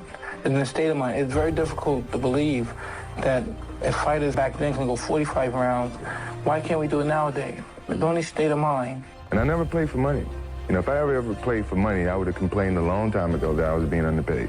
You know, I've accomplished everything that I could. How did you get your mindset into this alter ego to be comfortable being Black Mamba? At practice or when I'm training or during games, I switch my mind to something else. I switch my mode into something else. For me, it's the equivalent of Maximus Decimus Meridius in Gladiator picking up the dirt, smelling the dirt. It's go time. So that was my mental switch. It was like an actor getting ready for a film. You gotta put yourself in that cage. When you're in that cage, you are that character. And then when you leave there, it's something completely different. But when I'm in that cage, bro, don't fucking touch me. Don't talk to me. Just leave me alone. I don't know any of my surroundings when I'm locked in. Like, I can't hear anyone. I can't, think of anything besides the game. As long as I feel great, and as long as I can still play at a high level and mentally I'm sharp and I'm there and I'm giving everything to the game and nothing can distract me from what the main objective is, and me and Tom Brady are one and the same. We're gonna play until we can't walk no more. It's tunnel vision. Right now I'm just so, my mindset's on a whole nother level. Nothing could distract me, nothing could get me off my game. You know, basketball for me was the most important thing. So everything I saw, whether it was TV shows, whether it was books I read, people I talked to, everything was done to try to learn how to become a better basketball player. Everything. And so when you have that point of view, then literally the world becomes your library to help you to become better at your craft. Seeing this guy, he's so freaking determined to say, I came and gave everything I had, and I'm gonna give it till the last freaking second. That's what you did. Trivial things weren't gonna pull my attention. Can I get to that level? I don't know, but let's find out. Whatever I'm afraid to do, I do it. Anything I'm afraid of, I confront it. And that's my personality. Like right now, I'm scared to death. But as the fight gets closer, the less nervous I become because it's reality. And in reality, I'm invincible. Before the game, I could be nervous. I'm pretty much nervous at every game. But once the ball goes up for the jump ball, I think all that nervousness just kind of goes away, and I revert back to things that I've practiced, things that seem to be very routine, and I'm very comfortable in that environment. How many people wouldn't give up a right arm to try to do something like that? How many people can do it the way you do it, though? Depends on how much you practice. I had a purpose. I wanted to be one of the best basketball players to ever play. And anything else that was outside of that lane, I didn't have time for. It has to do with the emotional space that you can put yourself in. It's all about focus. I don't care who you are, where you're from, doesn't matter. It's having a focus and having a purpose. Right? You wake up every single day to get better today than you were yesterday. Right? You try to reach your full potential by getting better every single day, and that's the quest. But in order for me to actually fulfill my commitment and my gifts and fulfill what I think I can become, I have to be able to tap into the process and lock in on that. If your job is to try to be the best basketball player you can be, right? To do that, you have to practice, you have to train. right? You want to train as much as you can, as often as you can. So if you get up at 10 in the morning, train at 11, right? 12, say 12, train at 12, train for 2 hours, 12 to 2. You have to let your body recover. So you eat, recover, whatever. You get back out, you train, start training again at 6. Train from 6 to 8, right? And now you go home, you shower, you eat dinner, you go to bed, you wake up, you do it again, right? Those are 2 sessions, right? Now imagine you wake up at 3, you train at 4. You go 4 to 6, come home, breakfast, relax, blah, blah, blah. Now you're back at it again, 9 to 11, right? You relax, and now all of a sudden you're back at it again, 2 to 4, and now you're back at it again, 7 to 9. Look how much more training I have done by simply starting at 4, right? And so now you do that, and as the years go on, the separation that you have with your competitors and your peers just grows larger and larger and larger and larger and larger. And by year 5 or 6, doesn't matter what kind of work they do in the summer, they're never going to catch up. My edge was my intensity. My edge was my focus and my commitment. I put everything into the game. I prepared, I dreamt about it, I visualized it. I always prepared myself mentally for whatever is coming. And I felt that was my edge. I've had friends, they were always telling me, yeah, you were in the gym all the time, all day, every day. You worked at it, this is all you did. We're just talking about love and dedication of being in the gym. What was really your work ethic like, and for how long did you stay disciplined? I mean, every day. I mean, since, for 20 years. It was an everyday process and trying to figure out strengths and weaknesses, right? So I had to rely on skill a lot more. I had to rely on angles a lot more. I had to study the game a lot more. Phil Jackson gets asked between you and MJ. He said something about you that, to me, the level of respect for that is a whole different level. But he said nobody in his history of coaching had your level of work ethic. But I enjoyed it, though. So, from the time I can remember when I started watching the game, I studied the game, and it just never changed. The aspirations, the dreams of what it takes, the commitment to hard work. But more importantly, if you want to be great, oh man, prepare to get up off that mat. You're gonna get knocked down over and over and over. And even when you feel like, no, I can't be hit this hard. Or if you're down there thinking, it's no way I can get up from this. That's when you're just starting. That's when your survival skills have to kick in, and hopefully you've trained enough in your mental preparation and really believe enough in yourself to get up. What's your routine? Which order do you do things? We are animals of routines, 19% of my days, they are very similar. I wake up, I have my cold plunge, I have my machines, I have my showers and everything. First thing, I diving in. First thing in the cold First thing, yes. So I take my water, my shower, my cold plunge. I'm coming out to have lights in my eyes.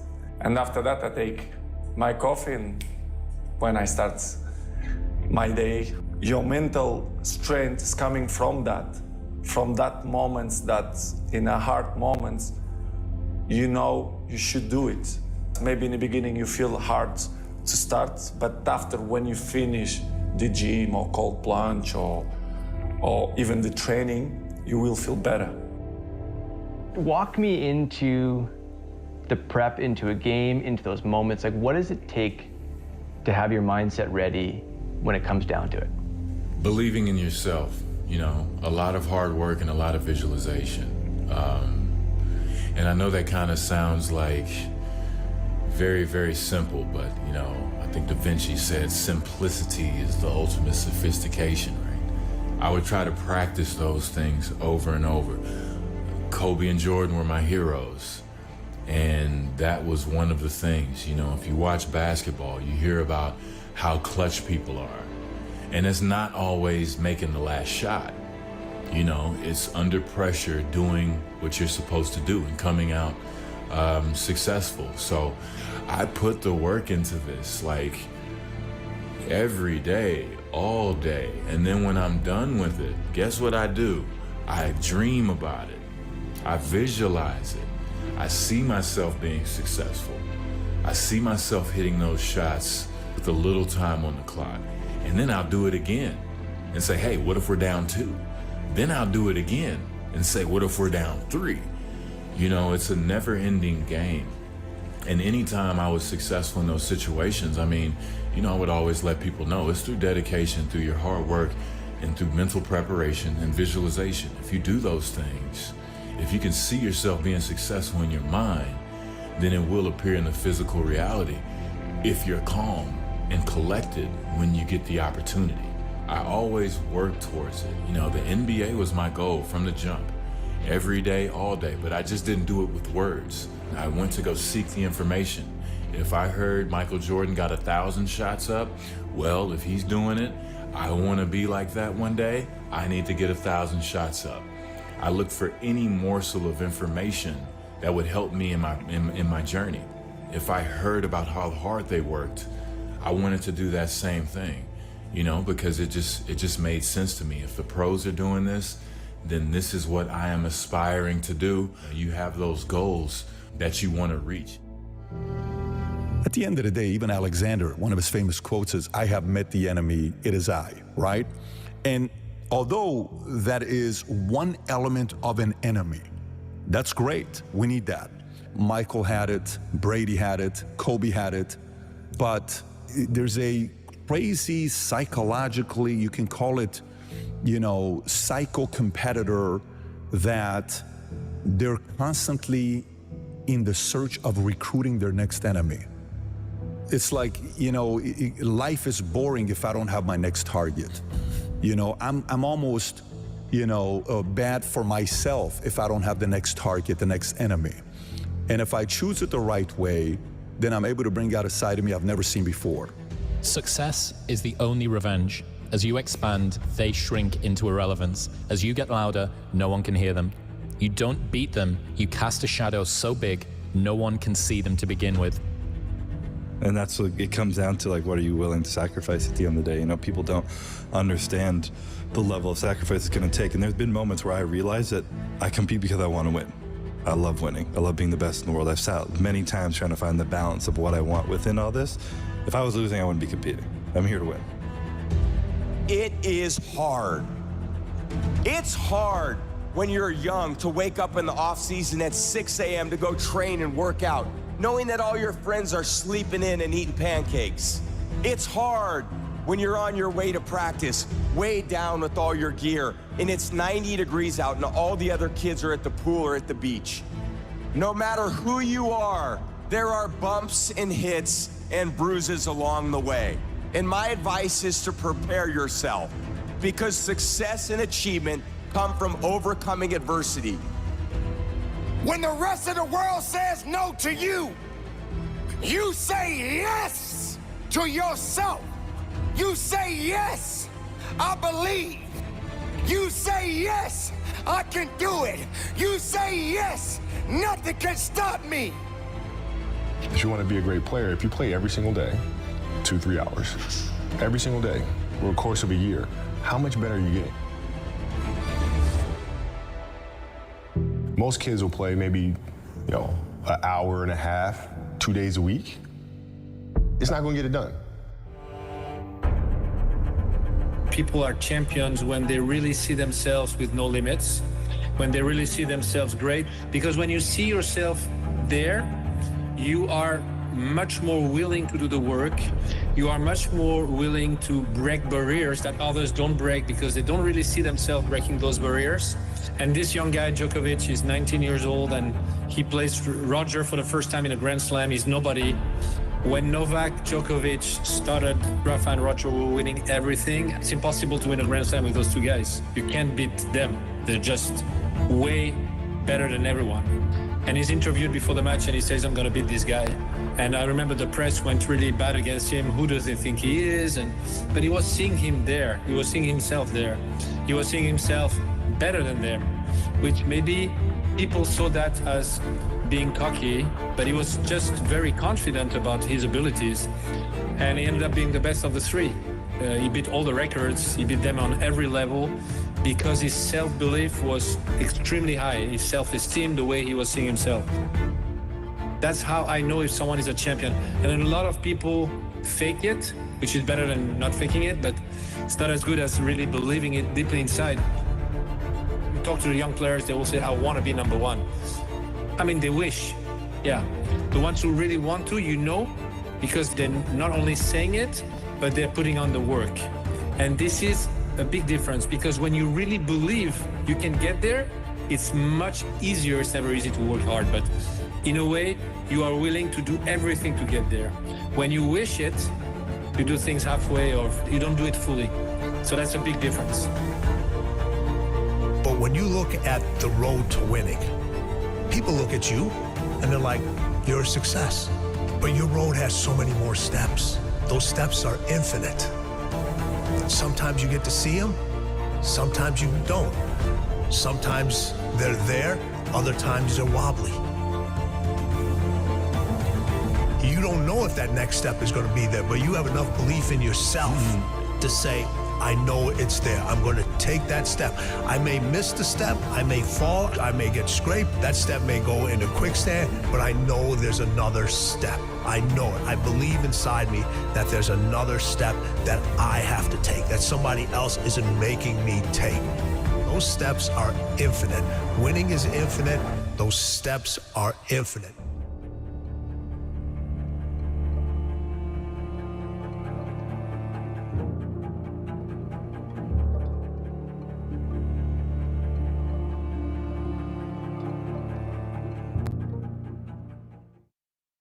One of the things for people who are not where they want to be is that they have pain, like oodles of pain. And I remember when I was starting out, I was looking for passion. I was looking for purpose. I was like, I just want to find something that I'm motivated by. But it's the cat and the cheese. It's like we're looking for cheese, but we have all these cat behind us, and all we have to do is look and remember that they're behind us and chasing us. One of the things that gave me a lot of respite or relief from that kind of thought process was like, that's okay, because I can still do the things that create success and not deserve it and still get it. Biggest reason that I've had significantly larger returns or outcomes that have happened later on in my career, and they continue to get bigger and bigger, is because the minimum standard for how much work I know I can do on something has multiplied 100-fold. Like, I look at the first presentations, I was telling Quinn this earlier, I look at the first presentations I ever gave, and I remember thinking to myself when I had this, I was like, this is a good presentation. And it's like 25 slides with like a heading and like 3 bullets on each slide, and being like, man, this is good. I'm like, this is a pittance. This is like an afternoon. But in my mind, if I spent a whole day on something, that was like a lot of work. Now I like using this term, like measure in hundreds, which is like measure in hundreds of hours. How many hundreds of hours have you put towards something? If you do that, I promise you the thing that you're making will get a lot better. And you'll also see how much more you're capable of, which is what I think, like my undertone of listening to what you were just saying with the podcast is like, the more you do, the more you realize you can do. And so what happens is you're actually, even though you're going pro right now, you're like, dude, next year I'm going pro.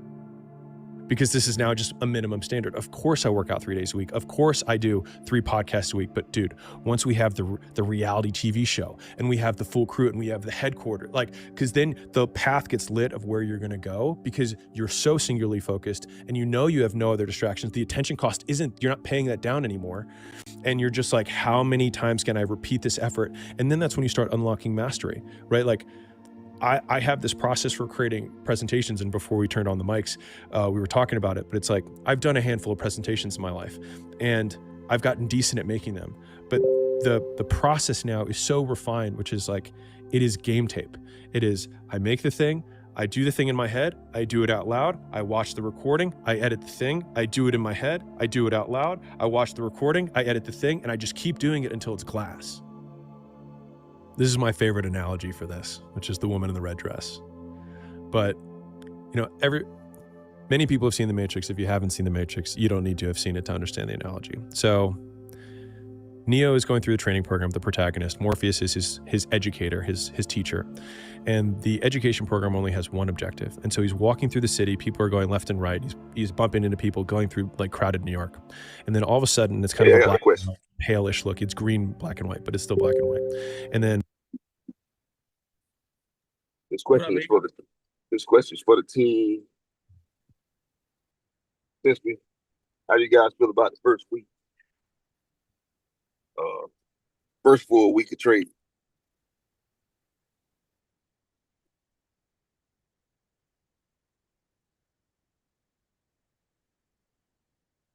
Oh, slow down. Let's start with Amir. Well, he's been around a while, so Right. please skip him.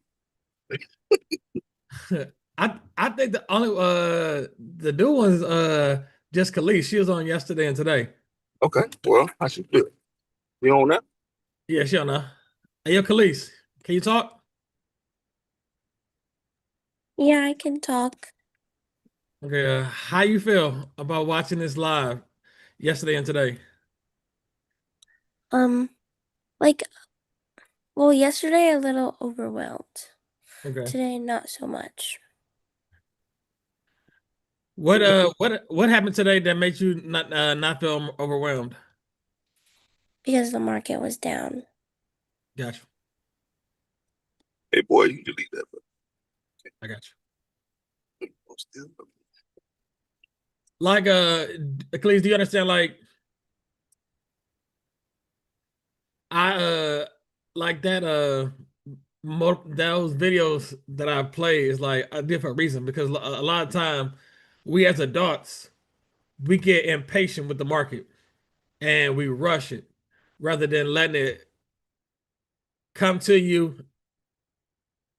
We rather rush it or I need a trade today. I need a trade today, and then it doesn't work out. So I like to just say vibe out to those, zone out because it's like there's no rush. I'll say this: you literally only need 3, maybe 4 great trades a week, and that's all you need. You don't need a grocery list of trades every week to make money in this market. The problem you got is you keep doing it over and over and over and over again. The market got a way of saying thank you and taking it all back. So I like to just wait, and if it don't show, it don't show. AOE. Hey, that has greatly improved my trading doing that. Oh yeah. Yep. Very much so. Hey, because I was the one that wanted to be in anything and everything. I had to be in it. I had to be in it. And then it's like, man, the market smack you so hard, make you don't even want to do it no more. It's like you don't need to trade every day. That's scratches you come from.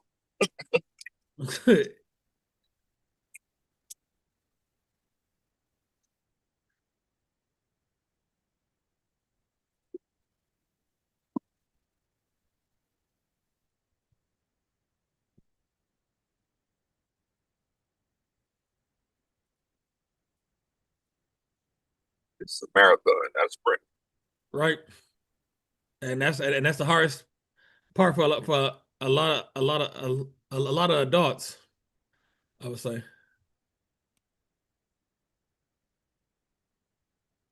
Because if you look back over your trade from this week, just look at like I was even looking at like if I would have held it to 0.5 when I caught the move. Like on Monday. Yeah, Monday. Yeah, yeah. Hey, what's so crazy is you talk about that. I'm looking right at Monday. I know it. And I'm just looking like if I said something to you at that date. No, I talk about even higher. Like if I would have held it to 0.5, like. Well, I was talking about 0.5, but I was letting you out with just the swing first. Right. Well, ultimately, you want to get that 0.5. And I'm talking about 0.5 of the dealing range from 9:30 to 10:30.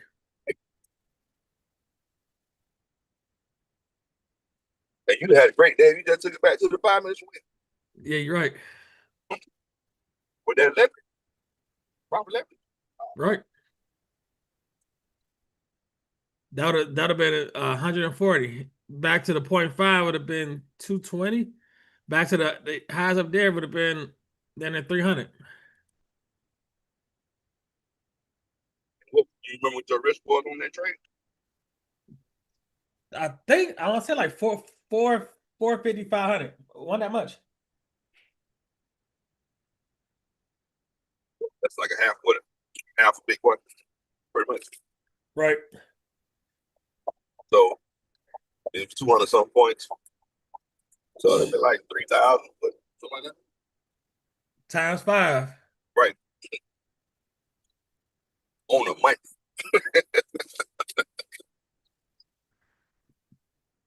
Somebody said, "Why huge sell? No improper entry for sell is not good." All depends on what your setup is.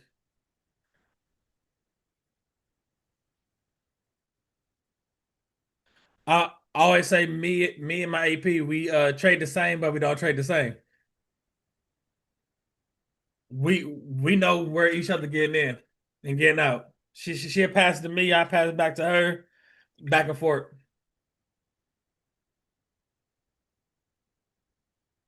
Like in the past, man, sit here all day like this and watch this shit do this, man. When it happened, hell no.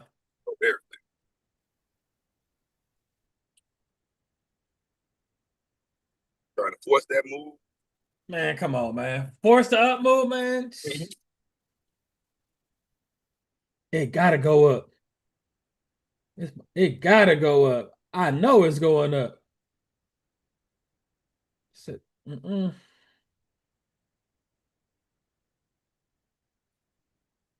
Yeah, you said yeah. I was looking at that 5 minute. That Monday's trade. That Monday trade would have if I would have held that to completion, it'd been. I wouldn't need to trade it Tuesday, Wednesday, Thursday, or today at all.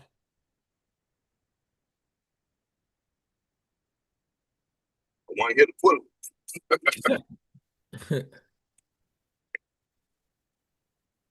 And then I'm looking at Tuesday trade. Tuesday trade was even better.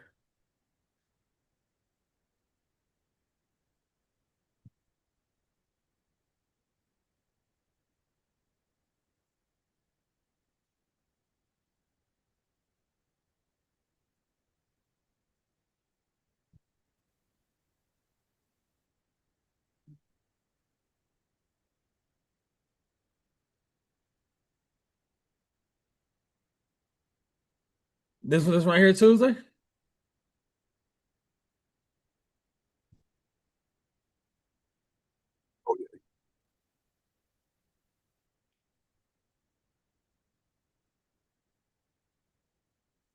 The next candle.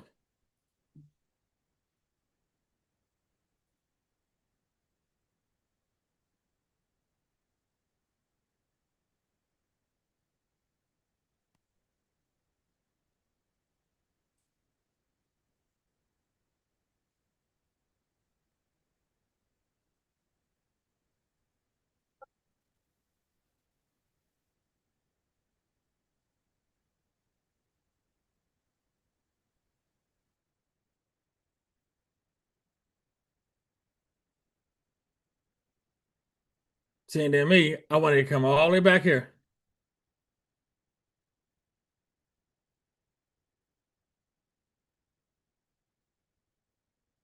And say that lock that last though.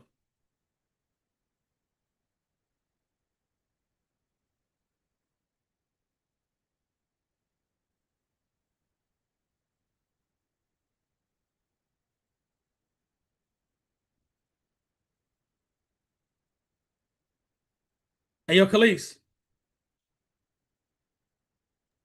Yes. We got class tomorrow. Okay.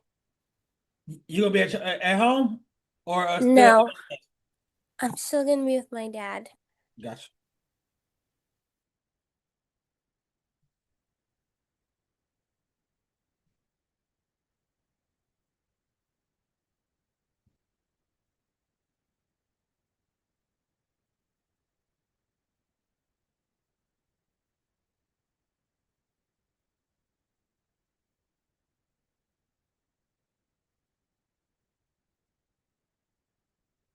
We got here in 9 minutes, 9 o'clock at noon. Color a day.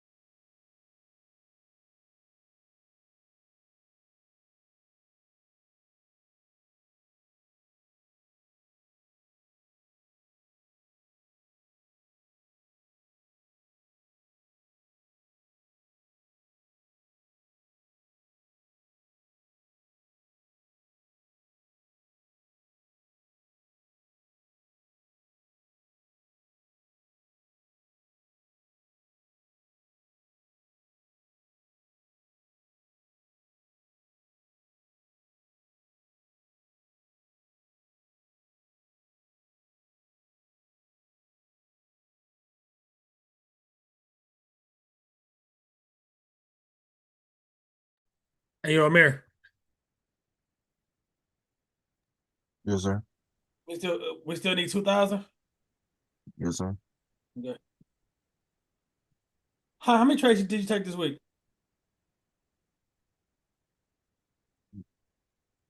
One or two.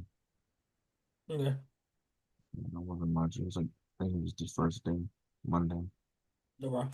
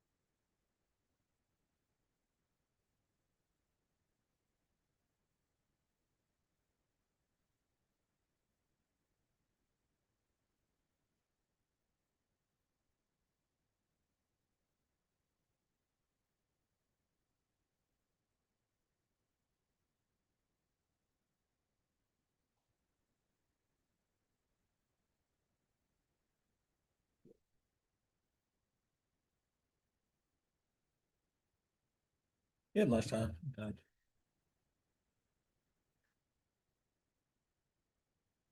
Any questions before we got here?